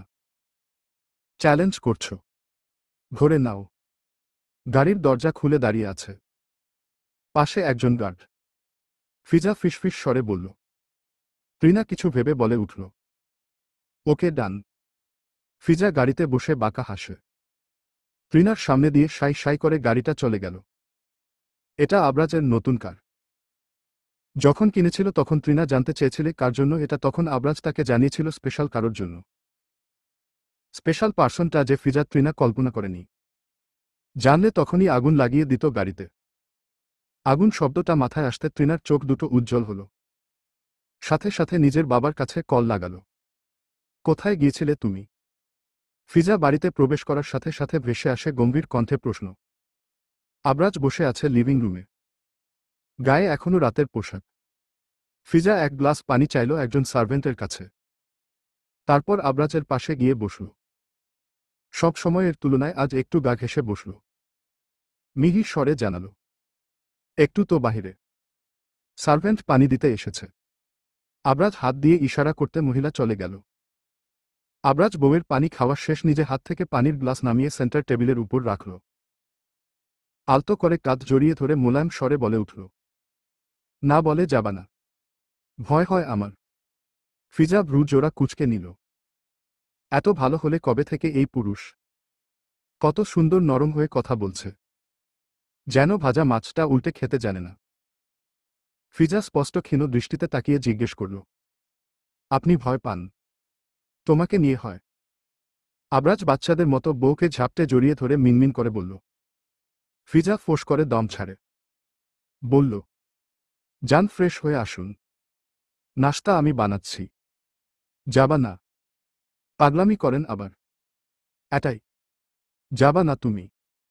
রুমে এসো, আবরাজ স্থির কণ্ঠে বলে। ফিজা নাক মুখ কুঁচকে বলে উঠল, কি করব আমি গিয়ে? আমাকে দেখবে? আপনার মতো অসভ্য নই আমি। বলতে বলতে ফিজা আবরাজকে নিজের থেকে ছাড়িয়ে নেয়। আবরাজ নিজেও বউকে ছেড়ে দিয়ে বউয়ের পেছনে পেছনে এলো। যান ফ্রেশ হতে। আবরাজ ঘাড় নেড়ে ওয়াশরুমে চলে গেল। ফিজা আবরাজের কাপড় নামিয়ে বিছানায় রাখে। এরপর বিছানা গুছিয়ে রাখল। আবরাজ ততক্ষণে বেরিয়ে এসছে। ফিজা বলল, আপনি রেডি হয়ে নিন, বসো তুমি। আবরাজ টাওয়াল দিয়ে নিজের মুখ মুছতে মুছতে বলে। ফিজা বসল বিছানায় পা তুলে। আবরাজ ফিজার সামনে রেডি হল। ফিজা এদিক ওদিক তাকিয়ে নিজের লজ্জা আড়াল করে। অথচ সামনে দাঁড়িয়ে থাকা পুরুষটার বিন্দু পরিমাণ লাজলজ্জা নেই। আবরাজ নিজের চুলগুলো হাত দিয়ে এলোমেলো করে এসে ফিজার সামনে দাঁড়াল। ঝুঁকে ফিজার হাত দুটো মাথার উপর রেখে বলল, চুল ঠিক করে দাও। সিল্কি চুল, ঝরঝরে। এগুলো ছুলে ফিজার অদ্ভুত ফিলিংস কাজ করে। একটু টেনে দিতে ইচ্ছে করে, হাত বুলিয়ে দিতে মন চায়। ফিজা কখনো এসব ভেবে চুল টেনেও দিয়েছে বুঝতে পারেনি মেয়েটা। গলায় চিনচিন ব্যথার অস্তিত্ব টের পেয়ে চোখ বন্ধ করে দাঁত খিচে রইল। বলল, আবরাজ, সকালে না বলে বাহিরে যাওয়ার পানিশমেন্ট। আবরাজ ছেড়ে দিয়ে সেখানে আঙুল ছুঁয়ে দিতে দিতে বলে। ফিজা ব্যথায় চোখ মুখ অন্ধকার করে রেখেছে। আবরাজের সেদিকে খেয়াল নেই। সে লাল হওয়া ফিজার সেইগলায় তাকিয়ে আছে ঘোর লাগা দৃষ্টিতে। ফিজা ধাক্কা দিতে আবরাজ কয়েক কদম পিছিয়ে গেল। ফিজা গলায় হাত দিয়ে চেপে ধরে দাঁতের জখম হওয়া জায়গাটা। কাটেনি, তবে দাঁতের সংঘর্ষে জ্বলছে এখন। ফিজা বিরক্তি হয়ে বলে উঠল, খুব বাজে আপনি আবরাজ। এটা নিয়ে কিভাবে এখন আমি বাহিরে যাব? যাবে না, আমার সামনে থাকবে। আবরাজের কল আসে। ফিজার দিকে তাকিয়ে আবরাজ কলটা কেটে দিল। এরপর খুব তাড়া দেখিয়ে আবরাজ বাড়ি থেকে বেরিয়ে গেল। ফিজা তেমন পাত্তা দিলও না। যেহেতু ওর মাথায় অন্য প্ল্যান ঘুরছে, সেক্ষেত্রে আবরাজ বাহিরে থাকলে সব গুছিয়ে নিতে সুবিধা হবে। সাব্বির আবরাজের পেছনে পেছনে দৌড়াচ্ছে। আবরাজ হাঁটছে। একটা সুন্দর প্লেসে কিছু কালো পোশাক পরিহিত মানুষ দাঁড়িয়ে আছে বন্দুক হাতে। একজন লোক সেখানে নিচে পড়ে কাতরাচ্ছে। অথচ কেউ একটু দয়ামায়া দেখাচ্ছে না। দেখাবে কি? তারাই তো একটু আগে লোকটাকে গণধোলাই দিয়েছে। রিজন কি? আবরাজ খানের সুগন্ধি ফুলের দিকে নজর দিয়েছে। সাব্বির জানে এখন তার স্যার এটা কেউ মেরে ফেলবে। কেন যে এরা জেনে শুনে বাঘের সাথে লাগতে আসে ভেবে পায় না সাব্বির। আবরাজ এসে ছেলেটার সামনে দাঁড়াল। তারই লোক ছেলেটা। বিশ্বাসঘাতক। ছেলেটা আবরাজকে দেখে কোনো রকম চোখ দুটো বন্ধ করে আবার খুলে। আবরাজ একজন গার্ডকে ইশারা করে কিছু বলল। গার্ড দুজন এসে ছেলেটাকে ধরাধরি করে নিয়ে গেল। সাব্বির অবাক হল। হসপিটাল পাঠিয়েছে আবরাজ খান ছেলেটাকে। অবিশ্বাস্য। আবরাজ নিজের রিভলভারটা কোমরে গুজে সাব্বিরের কাঁধে হাত রাখে। বলল, ওর বউ আছে, সেই জন্য বেঁচে গেল। সাব্বির কিছু বুঝে না। ফ্যালফ্যাল করে তাকিয়ে থাকে আবরাজের দিকে। স্যার, ম্যাম ট্রিনা ম্যামের সাথে দেখা করেছে। ট্রিনা এসেছিল। আবরাজ সিগারেটের ধোঁয়া উড়িয়ে বলে। সাব্বির সাথে সাথে জবাব দেয়, ইয়েস স্যার। কিছু সময় চুপচাপ থাকে আবরাজ। সে সিগারেট ফুঁকতে ফুঁকতে ফোনে কিছু একটা দেখছে, আবার হাসছে। হাসতে হাসতে এক সময় আবরাজ বলে উঠল, মেয়েটা বড় নির্লজ্জ সাব্বির। স্যার, একটা বিহিত করা জরুরি। ম্যামকে আপনার বিরুদ্ধে বলে। বলতে দাও। আমার সুগন্ধি ফুল আমাকে বিশ্বাস করে। দেখো না, আমার সব ইনফরমেশন কালেক্ট করলেও ওকে ছেড়ে আসার রিজনটা ছেড়ে গিয়েছে। চাইলে এটাও বের করতে পারত। আবরাজ উজ্জ্বল মুখে বলল। সাব্বির তৎক্ষণাৎ গম্ভীর স্বরে বলে উঠল, আপনার কি উচিত নয় স্যার ম্যামকে সব বলে দেওয়া? বলবো। সাব্বির আবরাজের কথায় অসন্তুষ্ট হল। আবরাজ গাড়িতে বসে। সাব্বির সামনের সিটে বসবে। সাব্বির গাড়ির দরজা খুলে বসতে বসতে বিড়বিড় করে। বলার জন্য আবার সময়টা না পান। মোটামুটি আবরাজ নিজের অনৈতিক কাজকর্ম প্রায় ছেড়ে দিয়েছে। সাব্বির নিজে তার সাক্ষী। মাফিয়া মানে কি খারাপ কাজ শুধু? ভালো কাজ কি হয় না তাদের দিয়ে? হয়। আবরাজ খানকে দিয়ে হয়। কত মেয়ে যে 12 ক্লাব থেকে নিজের ডলার দিয়ে কিনে ছাড়িয়ে এনেছে, সাব্বিরের কাছে সব হিসাব রয়েছে। তারপর যার যার দেশে আবার পাঠিয়েছে। ফাতিহা কেও তো আবরাজ কিনেছিল। ফাতিহার কথা মনে পড়তে সাব্বির দৌড়ে বাড়ি ভেতর গেল। আবরাজ অনেক আগেই বাড়িতে চলে এসছে। আবরাজ নিজের কক্ষে প্রবেশ করে দেখল বিছানায় অসংখ্য গোলাপের পাপড়ি। নিচে ফ্লোরে কালো সাদা বেলুন। সুন্দর করে ডেকোরেট করা রুমটা। চারদিকে ভ্রু জোড়া কুচকে আবরাজ তাকিয়ে দেখে। বউ কোথায় তার? নাই কেন? এসব দিয়ে কি হবে? বউ লাগবে তার। সুগন্ধি ফুল। সারা শব্দ নেই। আবরাজের ভ্রু কুচকে এলো। ব্যালকনির দরজা চাপানো। কক্ষে মৃদু আলো আসছে সেটা দিয়ে। আবরাজ হাতের ব্লেজার রাখে সোফায়। এটা সব সময় বাসায় আসার পরপরই সার্ভেন্ট নিয়ে নিত। তবে এটা ফ্রিজার পছন্দ নয়। অগত্যা আবরাজ খান কি বউয়ের অপছন্দ হয় এমন কাজ করতে পারে? উহু। তাই বউ থাকলে বউয়ের কাছে দেয়, নয়তো নিজের রুমে নিয়ে আসে। ব্যালকনিতে ছিল ফ্রিজা। ফিনফিনে একটা সাদা শাড়ি জড়িয়েছে শরীরে। আবরাজ কোনো দিকে না তাকিয়ে বউয়ের দিকে ফ্যালফ্যাল করে তাকিয়ে রইল। ঠোঁটে খয়েরি লিপস্টিক। এলোমেলো একটা খোপা বাঁধা। অল্পস্বল্প প্রসাধনী ব্যবহার করেছে মুখে। চমৎকার লাগছে ফ্রিজাকে। আবরাজের ঘোর লেগে যায়। 2 কদম এগিয়ে গিয়ে ফ্রিজার হাত টেনে বুকের কাছে নিল। বাঁ পাশে হাতটা ঠেকিয়ে ফ্রিজার চোখের দিকে তাকিয়ে ঘোর লাগা স্বরে বলে উঠল, দেখো তোমার নাম করছে না এটা। ফ্রিজা হাসে। লজ্জা একটু নেই মেয়েটার। আবরাজ ফ্যালফ্যাল করে তাকিয়ে বলে উঠল, একটা লজ্জা পাওয়া উচিত তোমার সুগন্ধি ফুল। আমি লজ্জা পেলে আপনি নিজেকে কন্ট্রোল করতে পারবেন তো? ফ্রিজা ভ্রু কুচকে জিজ্ঞেস করল। আবরাজ ঘোর লাগা দৃষ্টিতে তাকিয়ে থেকে বলল, তোমার জন্য আমি কন্ট্রোলেস।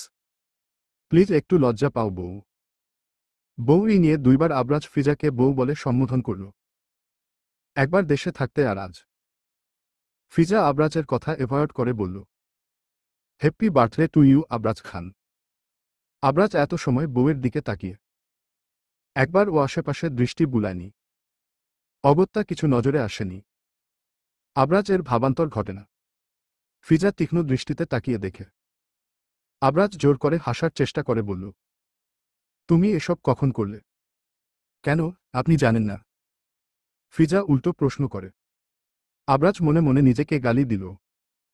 একটু চমকানোর অভিনয় করা জরুরি ছিল। এখন ধরা না পড়লে হয়। আবরাজ মুখ গম্ভীর করে মুহূর্তে বলে উঠল, না, আমি কিভাবে জানবো বাসায় ছিলাম নাকি আমি? আচ্ছা, আপনার চোখ অন্য কথা বলে। বাই দা ওয়ে, এখন কেক কাটুন। আবরাজ কেক কাটে। বউকে কেক খাইয়ে দিতে গিয়ে বাঁধল বিপত্তি। কি জ্বালা! বউয়ের খয়েরি রঙের লিপস্টিক রাঙানো ঠোঁট তাকে টানছে। একটু ছুঁয়ে দেওয়ার তীব্র ইচ্ছে কিছুতেই কন্ট্রোল করতে পারছে না আবরাজ খান। সম্পূর্ণ কেক ফ্রিজার মুখের ভেতর দিয়ে সাথে সাথে নিজের মুখ এগিয়ে নিয়ে বউয়ের ঠোঁট চেপে ধরল। ফ্রিজা চোখ বড় বড় করে আবরাজের চোখের দিকে তাকিয়ে রইল। আবরাজ নিজের কাজে ব্যস্ত। বউয়ের থেকে রেসপন্স না পেয়ে আবরাজ বিরক্ত হল না। নিজে বউকে আদরে স্পর্শ দিতে লাগল। ফিজা শেষমেশ আবরাজের কাছে হার মেনে নিজেও রেসপন্স করল। একে অপরের হাতে জখম ওষ্ঠপুটের সেই অনুভূতির যা কেউ টের পেয়েও যেন পাত্তা দিল না। ফিজা আবরাজের থেকে ছাড়া পেয়ে জোরে জোরে শ্বাস টানে। আবরাজ বউয়ের মুখের দিকে তাকিয়ে আছে। ফিজা আজ যেন একটু বেশি বেসামাল হয়েছে। নিজের অনুভূতিরা ডানা ঝাপটাচ্ছে মনের মধ্যে। ওষ্ঠপুটে হাত ছুঁয়ে মাথা তুলে সামনে তাকাল। আবরাজ ঘোরলাগা দৃষ্টিতে তাকিয়ে বউয়ের লজ্জায় মিয়ে থাকা মুখের দিকে। ঠোঁটের লিপস্টিক এবড়ো থেবড়ো হয়ে চারদিকে। ফিজা হাতের উল্টো পিঠে সেগুলো মুছে নিচ্ছে। আবরাজ বউয়ের কাণ্ড দেখে দম ফাটা হাসি পেল। এই মেয়ে ম্যাচিউর। ইস, কেমন বাচ্চাদের মতো কাজ করছে দেখো। আবরাজ বউয়ের উন্মুক্ত কোমরে হাত রেখে নিজের দিকে টেনে নিল। ঘনিষ্ঠ করল মেয়েটাকে নিজের সাথে। ফিজার হাত ঠেকাল আবরাজের বক্ষে। আবরাজের ব্লেজারের নিচের সাদা শার্টের 3টা বোতাম খোলা, যার ফলস্বরূপ বুকের আকর্ষণীয় অংশ স্পষ্ট। একটা লম্বহীন বক্ষ, অথচ দারুণ সুন্দর সেই স্থান। বুকের দিকের হাড়গুলো কেমন সুন্দর ভেসে আছে রসুনের কোয়ার ন্যায়। ফিজা একটা আঙুল সেখানে ছুঁয়ে দিল। বলল, আপনি জানেন যাদের বুকে পশম থাকে না তাদের মায়াদয়াও থাকে না। আবরাজ ভ্রু কুঁচকে জিজ্ঞেস করল, কে বলে তোমায়? মুরব্বীদের কথা। আবরাজ পাত্তা দিলও না।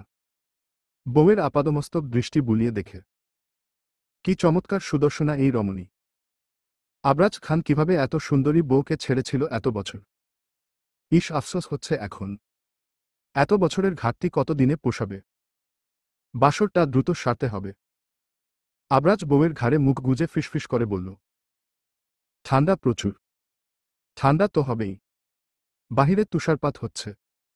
আর এদিকে মেয়েটা শুধু একটা শাড়ি পরে। যদিও বাড়ির ভেতরে তেমন একটা ঠান্ডা লাগে না। হিটার রয়েছে রুমে। বউকে ঝুঁকে কোলে তুলে পাশের সোফায় রাখল আবরাজ। চারদিকে কাচের দেয়াল, বাহিরে তুষারপাত হচ্ছে। কি সুন্দর মণিমুগ্ধকর সেই দৃশ্য। সমগ্র শরীর উষ্ণতা। শীতের মাঝেও গরমে শ্বাস ভারী হয়ে উঠছে দুজনের। অসহ্য ছোঁয়ায় কবজা করে ফেলে আবরাজ মেয়েটাকে। ফিজার রুহু অবধি কাঁপে।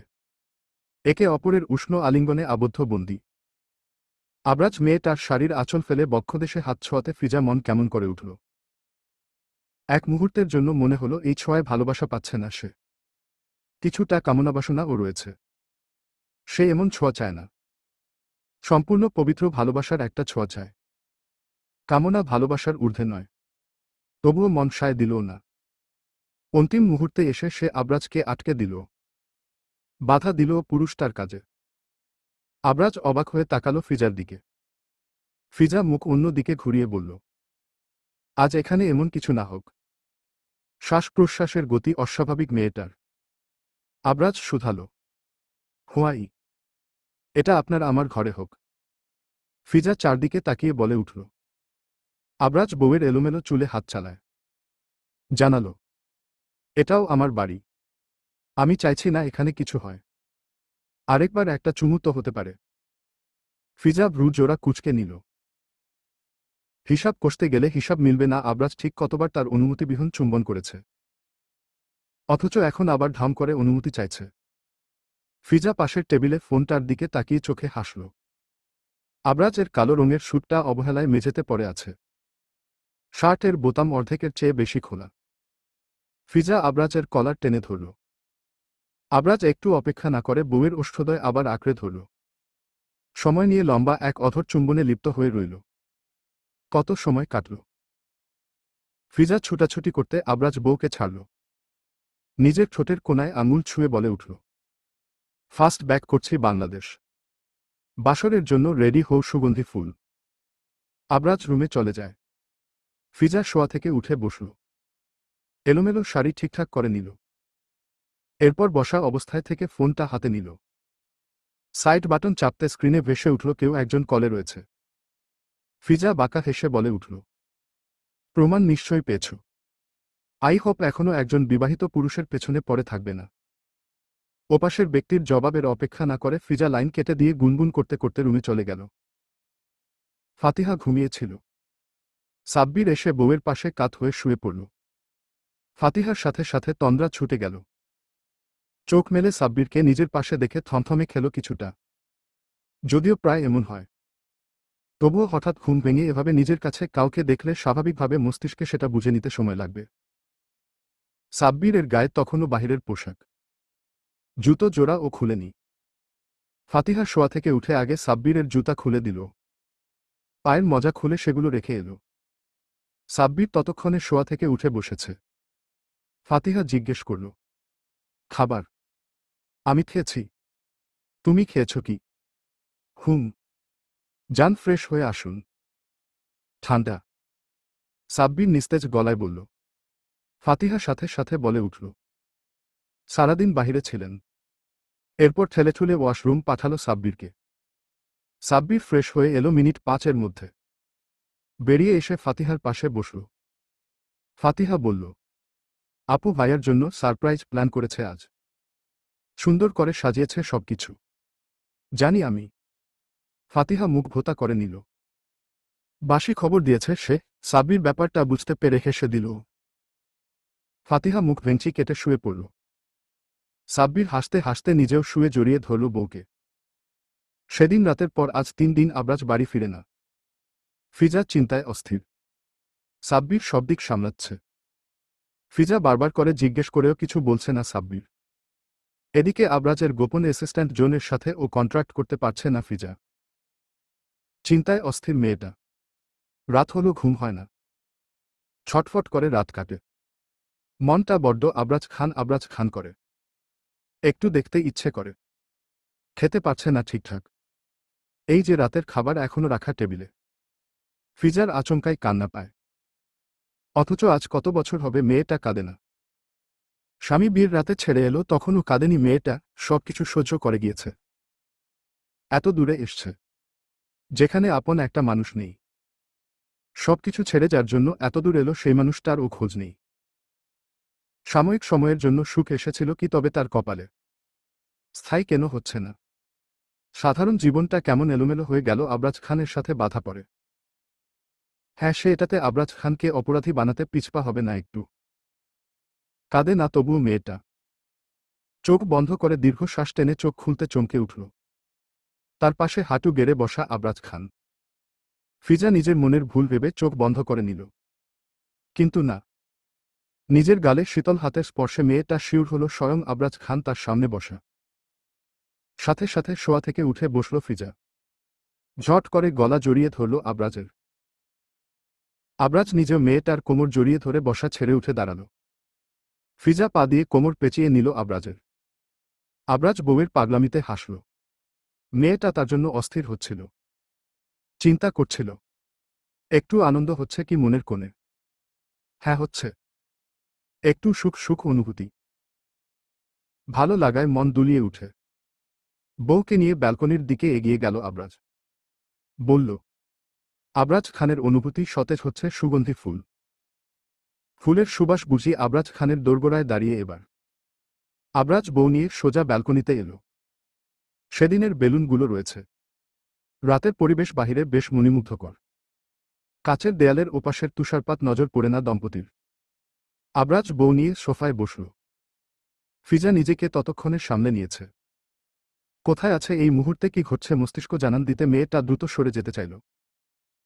আবরাজ ঘাড় নেড়ে বলে উঠল, ডোন্ট প্যানিক। এই মুহূর্তে আমি তোমায় ছাড়ছি না সুগন্ধি ফুল। আপনি কোথায় ছিলেন 3 দিন? ফিজা তীক্ষ্ণ দৃষ্টিতে তাকিয়ে প্রশ্ন করে আবরাজকে।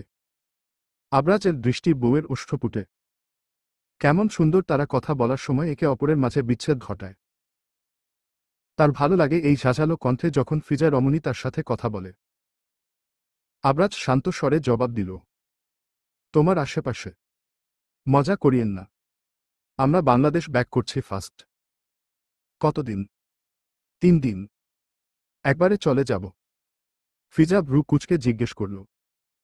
আবরাজ মাথা নাড়ে। মেয়েটার ফোলা গালে হাত রাখল। বলল, না। আমি আসবো আবার। ডিভোর্স কবে দিচ্ছেন? এমন মুহূর্তে আবরাজ কল্পনা করেনি ফিজা এমন কিছু বলতে পারে। আবরাজ থতমত খেল। রাগ নিজের উপর হচ্ছে নাকি সামনে বসা সুদর্শনা রমণীর উপর বুঝতে পারছে না আবরাজ। তবে রাগ নিয়ন্ত্রণ সে করতে পারে। কঠিন স্বরে বলে উঠল, এমন কোনো কথা ছিল নাকি আমাদের মাঝে? আমার ছিল। আমার নেই। ডিভোর্সের প্রশ্নই আসে না। মুড যেন মিনিটে মিনিটে চেঞ্জ হয় আবরাজ খানের। ফিজা অবাক হল। এই 1 মিনিট সময় আগে ও পুরুষ তার কণ্ঠে ছিল রুষ্ট। অথচ এখন আবার বদলে গিয়েছে। ফিজা গম্ভীর স্বরে বলল, সব আপনার মর্জি অনুযায়ী হবে না। ইয়েস, সব আমার মর্জি অনুযায়ী হবে মাই ডিয়ার সুগন্ধি ফুল। ঘোরলাগা দৃষ্টিতে তাকিয়ে বলে আবরাজ। ফিজা আবরাজের গালে হাত ছোঁয়াল। ইস, কবে ছুঁয়েছে এভাবে বউ তাকে? ভুলে গিয়েছে। মনে পড়ছে না এই মুহূর্তে। মনে করতে চাইল না। ফিজা বলল, আপনি ভালো হয়ে যান। তুমি সুযোগ দাও। দিয়ে রেখেছি। আপনি কাজে লাগাচ্ছেন না। ফিজার কণ্ঠে একরাশ হতাশা এসে ভর করেছে। আবরাজ ফিজার শরীরটা আরও একটু নিজের দিকে টেনে নিল। মুখ গুজে দিল বুকে। ফিজা কিছুটা চমকে উঠে আবরাজের চুলসহ ঘাড়ের কাছে ওভার কোটটা খামচে ধরে বসে রইল। আবরাজ সময় নিয়ে বলে উঠল, সংসার চাই একটা। আপনার ইচ্ছে নেই। শতভাগ ভুল, তুমি সুগন্ধি ফুল। আবরাজ শান্ত স্বরে বলে। ফিজা হতাশার সুরে বলে, আপনার মধ্যে তেমন কিছু খুঁজে পাচ্ছি না আমি। তুমি কি আমার পুরুষত্ব নিয়ে সংশয় আছো? আবরাজ ফিজার দিকে তাকিয়ে ভ্রু জোড়া কুচকে সন্দিহান কণ্ঠে জিজ্ঞেস করল। ফিজা কণ্ঠ খাদে এনে বলল, এটা ভাবা বোকামি। আমি আপনার পূর্বে সব ঘটনা জানি। ছেড়ে দিয়েছি সব। এটা কথা না আবরাজ। বাড়ি যেতে চাই আমি। ফিজা মলিন স্বরে বলল। মনটা ইদানিং বড্ড ছটফট করে। কিছু একটা ঠিক নেই মনে হয়। ভালো লাগে না কিছু। তার উপর আবরাজ এতদিন ছিল না। মনটা আরও বিষিয়ে আছে। আবরাজ ঘাড় নেড়ে বলে, ওকে। তখন ও বসা ফিজা আবরাজের কোলে। আবরাজের মুখশ্রী জুড়ে ক্লান্তির ছাপ। চোখের নিচগুলো কালচে দেখাচ্ছে। ঠোঁটগুলো অতিরিক্ত খয়েরি রঙের হয়ে গিয়েছে। ফিজা চট করে প্রশ্ন করল, 3 দিন শুধু সিগারেটের ওপর ছিলেন নাকি আপনি? সিগারেটের আগুনে পোড়া অধর। বাজে দেখালো আবরাজ সুদর্শন মুখে। নাকি সুন্দর লাগছে? বুঝতে পারে না মেয়েটা। আবরাজ নিজের ঠোঁট কামড়ে ধরে জিজ্ঞেস করল, কে বলে তোমায়?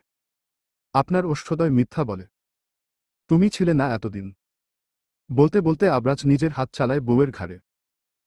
ঝট করে মেয়েটার মুখ এগিয়ে এনে ঠোঁটে চুমু খায় আলতো করে। পরপর কয়েকবার।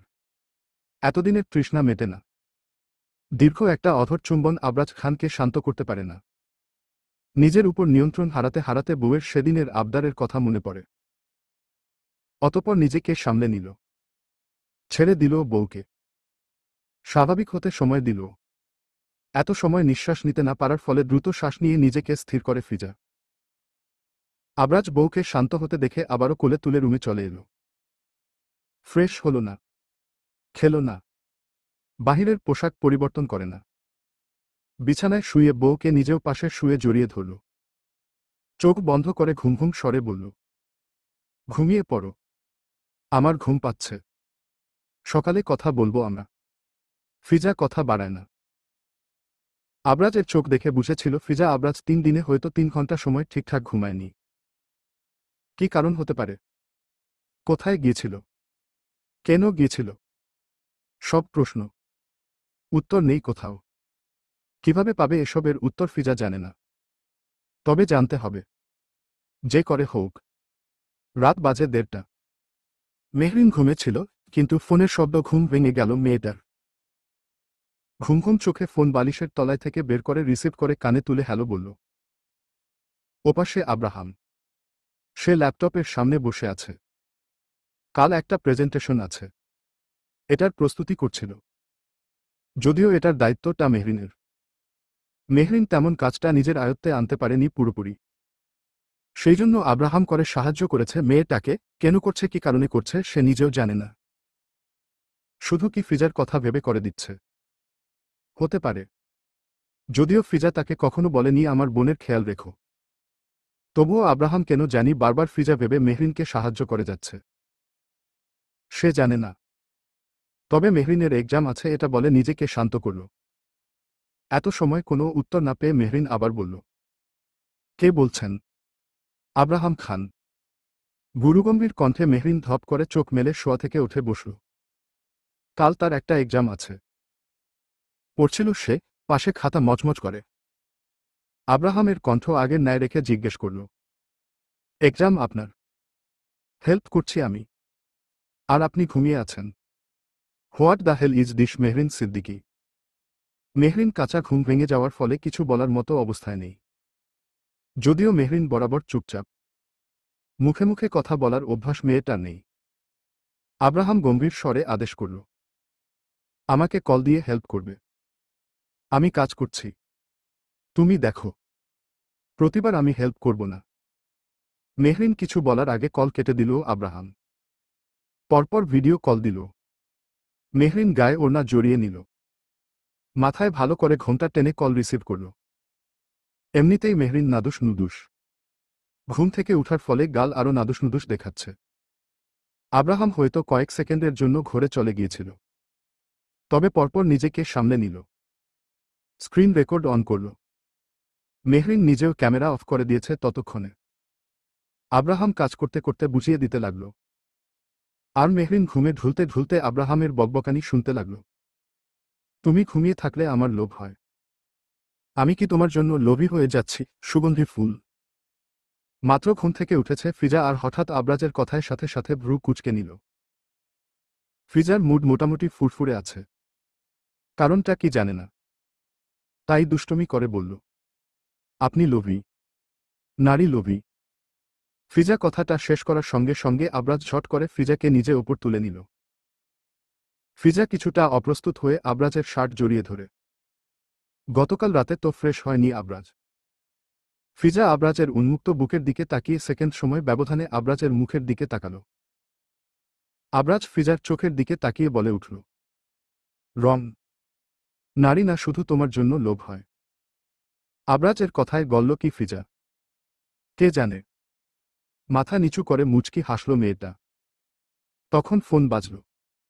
আব্রাজের ফোন। ফিজা যেহেতু আব্রাজের ওপর ছিল সেক্ষেত্রে ফোনের স্ক্রিনে ফিজার দৃষ্টি আগে পড়ল। তৎক্ষণাৎ মুখের আদল পরিবর্তন হল মেয়েটার। চোয়াল শক্ত করে ফোনটা হাতে নিয়ে কল রিসিভ করল। যেহেতু দুজন কাছাকাছি রয়েছে ফোনটা ফিজা কানে না ধরে হাতে নিয়ে দুজনের মুখের সামনে রাখল। ওপাশ থেকে তৃণার কণ্ঠস্বর ভেসে এল, সুইটহার্ট, আই মিস ইউ। তুমি কখন আসবে আবার? আব্রাজ বিরক্ত হল। ফিজা হতভম্ব হয়ে তাকিয়ে রইল আব্রাজের মুখের দিকে। কাকে বিশ্বাস করা উচিত? আব্রাজের বিরক্তিকর চেহারা বলে দিচ্ছে সে তৃণার কথায় বিরক্ত। আর তৃণা যা বলছে সে সব কি? ফিজা আব্রাজ খানকে বিশ্বাস করল। রাগান্বিত স্বরে বলে উঠল, বেহায়া মেয়ে মানুষ, একদম উল্টো পাল্টা বলবে না। বলে কল কেটে দিল ফিজা। আব্রাজ ফ্যালফ্যাল করে তাকিয়ে রইল ফিজার মুখের দিকে। অবিশ্বাস্য কণ্ঠে জানতে চাইল, তুমি বিশ্বাস করো আমায়? দামটা রাখবেন আমি আশাবাদী। আব্রাজ ফিজাকে শক্ত করে জড়িয়ে ধরে গলায় মুখ গুজে দিল। সেখানে বৃষ্টির ন্যায় টুপটাপ চুমুতে ভরিয়ে দেয়। সে মেয়ে তার মায় আটকে যাচ্ছে। বাঁচার ইচ্ছে প্রবল হচ্ছে। তবে মনে সংশয় কিছু একটা নিয়ে থেকেই যায়। আমি যে বাসায় ছিলাম না, তখন তো শাড়ি পরেছিলে। আব্রাজ গম্ভীর স্বরে বলল। ফিজা আচমকাই এমন কথা শুনে চমকে উঠল। হাত থামে। কাপড় ভাঁজ করছিল সে। আব্রাজের কথা শুনে ফিজা যেমন চমকেছে তেমন অবাক হয়েছে। সাথে তৎক্ষণাৎ মনে প্রশ্ন এলো, সে শাড়ি পরেছিল এটা কিভাবে জানল আব্রাজ? ফিজা উল্টো ঘুরে আব্রাজের মুখোমুখি দাঁড়াল। আব্রাজ সোফায় বসে আছে। দৃষ্টি তার ল্যাপটপের স্ক্রিনে। ভাবসাব দেখে মনে হচ্ছে না এমন একটা প্রশ্ন এইমাত্র এই পুরুষ করেছে। ফিজা তীক্ষ্ণ দৃষ্টিতে তাকিয়ে বোঝার চেষ্টা করল আদৌ পুরুষটার মনোযোগ কোথায়। তবুও মনের প্রশ্নটা ঠিকই ঠোঁট নেড়ে বলে উঠল, পড়েছিলাম প্রথম দিন। আপনি বাসায় আসেননি। তাহলে আপনি কি করে জানলে আমি শাড়ি পরেছিলাম? আব্রাজ এবার চোখ তুলে ফিজার দিকে স্থির দৃষ্টিতে তাকাল। মেয়েটা বড্ড প্রশ্ন করে। সব প্রশ্নের বিপরীতে প্রশ্ন আর কথার বিপরীতে কথা রেডি থাকে। কোনো প্রশ্নের সোজাসাপটা উত্তর দেয় না। আব্রাজ বলল, আমার জন্য পড়েছিলে? ইচ্ছে হয়েছিল। ফিজা এদিক সেদিকে তাকিয়ে জবাব দিল। আবরাজ ফিজার দিকে তাকিয়ে হাসে। বলল, আমার জন্যই হয়েছিল। নিজেকে স্পেশাল কেউ ভাবার প্রয়োজন নেই। আবরাজের হাসি দেখে ফিজার অস্থির লাগছে। কোনো রকম জবাব দিল। আবরাজ দৃষ্টি স্থির রেখে কনফিডেন্সর সঙ্গে বলে, আমি স্পেশাল। সবার কাছে হতে পারেন, আমার কাছে না। তোমার কাছেও। কথা ঘোরাচ্ছেন আপনি। ফিজা শক্ত কণ্ঠে বলে। আবরাজ সাথে সাথে বলল, ফাতিহা বলেছিল। আবরাজ শান্ত স্বরে জানাল। ফিজা ভ্রু জোড়া টানটান করে বলে উঠল, মিথ্যা কথা। ফাতিহা সাব্বির সেদিন বাসায় ছিল না। এদিকে এসো। আবরাজ ল্যাপটপের শাটার বন্ধ করে ফিজাকে ডাকল। ফিজা ভ্রু কুঁচকে নেয়। দ্রুত কদম ফেলে এগিয়ে এসে সামনে দাঁড়াল। আবরাজ ল্যাপটপ কোলের উপর থেকে সরিয়ে রাখল। ফিজাকে টেনে বসালো কোলে। এরপর পেছনে থেকে জড়িয়ে ধরল বউকে। বলল, বাহিরে যাবার কথা বলেছিলে সকালে। এখন যাব। আপনি বাহিরে যাবেন না? না। খুব বেশি ইম্পর্ট্যান্ট না হলে আর যাচ্ছি না। ফিজা কথা বাড়ায় না। আবরাজ ছাড়ে না বউকে। কোলে নিয়ে বসে কিছু একটা করতে লাগল। ফিজা কিছু সময় তাকিয়ে দেখল। বুঝতে পারল না কিসের যেন একটা হিসাব করছে আবরাজ। ফিজা ভাবল হয়তো বাংলাদেশের কোম্পানির কোনো হিসাব হবে। কেন না, আবরাজের এই দেশে কোনো বিজনেস নেই। যেটা আছে সেটা মিস্টার জিয়ের। আবরাজ সেখানে শেয়ার শুধু। ফিজা তেমন পাত্তা দিলও না বিষয়টা। আবরাজের গলা জড়িয়ে ধরে কাঁধে মাথা রাখল। কিছু সময় এভাবে থেকে ঘুমিয়ে পড়ল সে। আবরাজ কাজের ফাঁকে বউয়ের দিকে বার কয়েক আর চোখে তাকিয়ে তাকিয়ে দেখল। বেশ আদুরে দেখাচ্ছে মেয়েটাকে। শান্তশিষ্ট ভোলা ভালা এক রমণী। কিন্তু জেগে থাকলে কেমন কঠিন মুখশ্রী কথাবার্তা ধরন বেশ ধারালো। মুচকি হাসে আবরাজ। হৃদয়ে ভালো লাগার দোল দেয়। কেমন শান্তি শান্তি লাগে মনে। সেভাবে বসে থেকে কাজ করে আবরাজ। আবরাজ ফিজাকে নিয়ে বেরিয়েছে। প্রথমে শপে যাবে তারা। মার্কেট করবে। যেহেতু পরশু ফিরে যাবে সেজন্য সবার জন্য টুকটাক কেনাকাটা করতে চাচ্ছে ফিজা। আবরাজ সাথে কোনো সিকিউরিটি নেয়নি। সাব্বির কেউ না। বলেছে ফাতিহাকে নিয়ে ঘুরতে যাওয়ার জন্য। আবরাজ নিজে ড্রাইভ করছে। ফিজা পাশে বসে চারপাশ অবলোকন করেছে। আবরাজ বারবার বউয়ের দিকে পূর্ণ দৃষ্টিতে তাকিয়ে দেখছে। আবার গাড়িও চালাচ্ছে মনোযোগ দিয়ে। ফিজা বুঝতে পারছে আবরাজ গাড়ি চালানোর ফাঁকেও তাকেই দেখছে। এতে তার সমস্যা নেই। এই কয়দিনে ভালোই অভ্যস্ত হয়েছে সে আবরাজের আচার আচরণে। বুকে হাত গুজে ফিজা বাহিরে তাকিয়ে থেকে বলে উঠল, আপনার তো গার্লফ্রেন্ডের অভাব নেই। এই জন্যই জার্মানি এত ভালো লাগে। যে বিয়ের রাতে বউ ফেলে চলে এসছেন। সাথে সাথে গাড়ি ব্রেক কষল আবরাজ। ভ্রু জোড়া টানটান করে ফিজার দিকে তাকাল। অধর জোড়া অল্পস্বল্প অটোমেটিক প্রসারিত হয়েছে। মেয়েটা বেশি বুঝে। উল্টো পাল্টা বকে। আবরাজ পরপর বলে উঠল, তুমি 2 লাইন বেশি বোঝো। এর জন্য কি করতে পারি আমি? ফিজা তাকালো আবরাজের দিকে। দৃঢ়কণ্ঠে বলে, কিছু করতে হবে না। বিশ্বাসটা সব সময় করে যাওয়ার মতো অবস্থা রাখেন শুধু। আবরাজ কিছু বলে না। নিজের সিট বেল্ট খুলে ফিজার দিকে সামান্য ঝুঁকে গেল। 2 দিকে হাত বাড়িয়ে গলায় পেঁচিয়ে রাখা শালটা তুলে মাথায় দিয়ে দিল। ফিজা ভেবেছিল আবরাজ হয়তো অন্য কোনো মতলব নিয়ে এগিয়ে এসছে। সেই জন্য চোখ বন্ধ করে মুখ ঘুরিয়ে নিতে চাচ্ছিল। আবরাজ তা হতে দিলও না। থুতনিতে হাত রেখে মুখটা নিজের দিকে করে কপালে চুমু খেল। ফিজা চোখ বন্ধ করে অনুভব করল সেই আদরে মাখা ভালোবাসার স্পর্শ। এই প্রথম ফিজার আবরাজের ছোঁয়ায় অদ্ভুত অনুভূতি সৃষ্টি হল মনে। ভালো লাগলো স্বামীর এই কাজ। চোখ বন্ধ করে ফিজা যখন অন্য জগতে অনুভূতি নিয়ে আলোচনা করতে ব্যস্ত তখন কানে এলো আবরাজের রসাত্মক স্বর। মাইন্ড চেঞ্জ করো সুগন্ধি ফুল। সারাক্ষণ তো এগিয়ে এলে বাজে উদ্দেশ্য নিয়ে আসেন। ফিজা ফোঁস করে নিঃশ্বাস ফেলে বলল। আবরাজ চুল হাত দিয়ে পেছনের দিকে ঠেলে দেয়। লুকিং গ্লাসে ফিজার দিকে তাকিয়ে নিজের চুল ঠিক করে বলল, এভাবে লজ্জা দিতে নেই বউ। ফিজা আশেপাশে তাকায়। একটা শপ দেখা যাচ্ছে। ফিজা বুঝতে পারে আবরাজ গাড়ি তাহলে এখানে পার্কিং করবে। তাই গাড়ি থেকে নেমে দাঁড়াল। আবরাজ চাবি নিয়ে গাড়ি থেকে বেরিয়ে গাড়ি লক করে ফিজাকে নিয়ে শপের দিকে এগিয়ে গেল। তুমি ফিরবে না আবরাজ? মিস্টার জি প্রশ্ন করল। ওনার দুই পাশে দাঁড়িয়ে আছে দুজন গার্ড। আবরাজ ফোনে স্ক্রোল করছে আর সেভাবে থেকে জবাব দিল, বউ ফেলে আসা সম্ভব নয়। বিয়ে করো ত্রিনাকে, সব দিয়ে দেব। আজীবন পায়ের ওপর পা তুলে বসে খেতে পারবে। আকুল গলায় বলেন মিস্টার জি। সাব্বির ফ্যালফ্যাল করে তাকিয়ে থাকে। মানুষ কতটা শয়তান হয়েও ভালো মানুষের মুখোশ পরে থাকে সেটা মিস্টার জি কে না দেখলে সাব্বির জানতেই পারত না। আবরাজ মিস্টার জি এর কথার বিপরীতে বলে উঠল, এখন কি আমি শুয়ে খাচ্ছি মিস্টার জি? জার্মানিতে রাজত্ব করা মুখের কথা নয়। আপনার মেয়েকে আবার ডক্টর দেখান। রাত বিরেতে আমাকে ডিস্টার্ব করছে। আমার বউ বিরক্ত এতে। আবরাজ গম্ভীর স্বরে বলল। মিস্টার জি তৎক্ষণাৎ ভ্রু উঁচিয়ে জিজ্ঞেস করল, বলে দেব ফিজাকে সব? ট্রাই করতে পারেন। আমায় বিশ্বাস করে আমার বউ। রাত বাজে ৩টা। মিস্টার জি খবর পেয়েছে আবরাজ আর উনার সাথে কাজ করবে না। গতকাল আবরাজ এটা উনাকে ইমেইল করে জানিয়েছে। জরুরি কাজে তিনি শহরের বাহিরে ছিল। আবরাজ দেশে ফিরে যাচ্ছে শুনে তিনি হন্তদন্ত হয়ে ছুটে এসছে। কিন্তু মনে হচ্ছে এত কিছু করেও কোনো লাভ হচ্ছে না। আবরাজ তার হাত থেকে ঠিকই বেরিয়ে গেল। তবুও তিনি অনুরোধ করল, তুমি ছাড়তে পারবে না এই কাজ। তোমার রক্তে মিশে আছে এটা। খুন তো ছাড়তে হবেই। প্রয়োজনে সারাক্ষণ বউয়ের আঁচল ধরে থাকব। আবরাজ অ্যাশট্রেতে সিগারেটের শেষ অংশ গুজে দিয়ে বলে, মিস্টার জি আর কি করবে? বাধ্য হয়ে নিজের গার্ডদের নিয়ে বেরিয়ে গেল গ্যারেজ থেকে। সাব্বির পাশে দাঁড়িয়ে আছে। আবরাজ গাড়ির ডিকির ওপর বসে আছে। উদাস কণ্ঠে আবরাজ বলে উঠল, নারী জিনিসটা অদ্ভুত। তোমার অগোছালো জীবন যেমন গুছিয়ে দিতে পারে তেমন গোছালো জীবন এলোমেলো করতেও সক্ষম এরা। আপনার কোনোটা স্যার?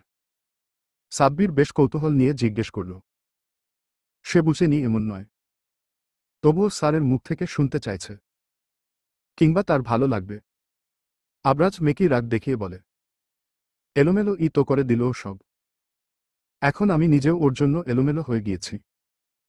লাস্ট কথাটা মিনমিন করে বলে লাফিয়ে নামে ডিকি থেকে। এরপর লম্বা লম্বা কদম ফেলে বেরিয়ে এলো। পেছনে সাব্বির এলো। বাড়িতে প্রবেশ করে যে যার রুমে চলে গেল। আবরাজ রুমে এসে দেখল ফিজা তখনও ঘুমিয়ে আছে। আবরাজ ডাকল না। পাশে গিয়ে চুপচাপ নিজেও শুয়ে পড়ল। এরপর আলগোছে জড়িয়ে ধরে বউকে। সিগারেটের গন্ধ খুবই বাজে। ঘুমের মধ্যেও ফিজা কাশতে লাগল। আবরাজ তাজ্জব বনে গেল। দ্রুত শোয়া থেকে উঠে বসল সে, লাইট অন করল। ততক্ষণে ফিজা ও ঘুম থেকে উঠে পড়েছে। আবরাজ সাইড টেবিল থেকে পানির গ্লাস নিয়ে ফিজাকে খাইয়ে দিল। যান শাওয়ার নিন। ফিজা নাক চেপে ধরে বলল। আবরাজ অবাক হল। দৃষ্টি অন্যদিকে ঘুরিয়ে মিনমিন করে বলল, অনেক রাত তো বউ। তাহলে ব্যালকনিতে যান, নয়তো অন্য রুমে যান। এভাবে বলে না সুগন্ধি ফুল। তোমাকে ছাড়া আমার ঘুম আসে না। আবরাজ বউকে জড়িয়ে ধরার জন্য দুই হাত প্রসারিত করে এগিয়ে এলো। কিন্তু ফিজা দূরে সরে বসল। আঙুল উঁচিয়ে শাসানোর স্বরে বলল, একদম ঢং করবেন না। আবরাজ গম্ভীর করে নিল মুখ। গম্ভীর স্বরে বলে, মিসেস আবরাজ খান, সব সময় চুমু খাওয়ার একটা পারমিশন দিয়ে দাও। তাহলে সিগারেট ছেড়ে দেব। আপনার ঠোঁটে চুমু খাওয়া আর সিগারেটকে চুমু খাওয়া এক। সিগারেটকে খেতে হবে না।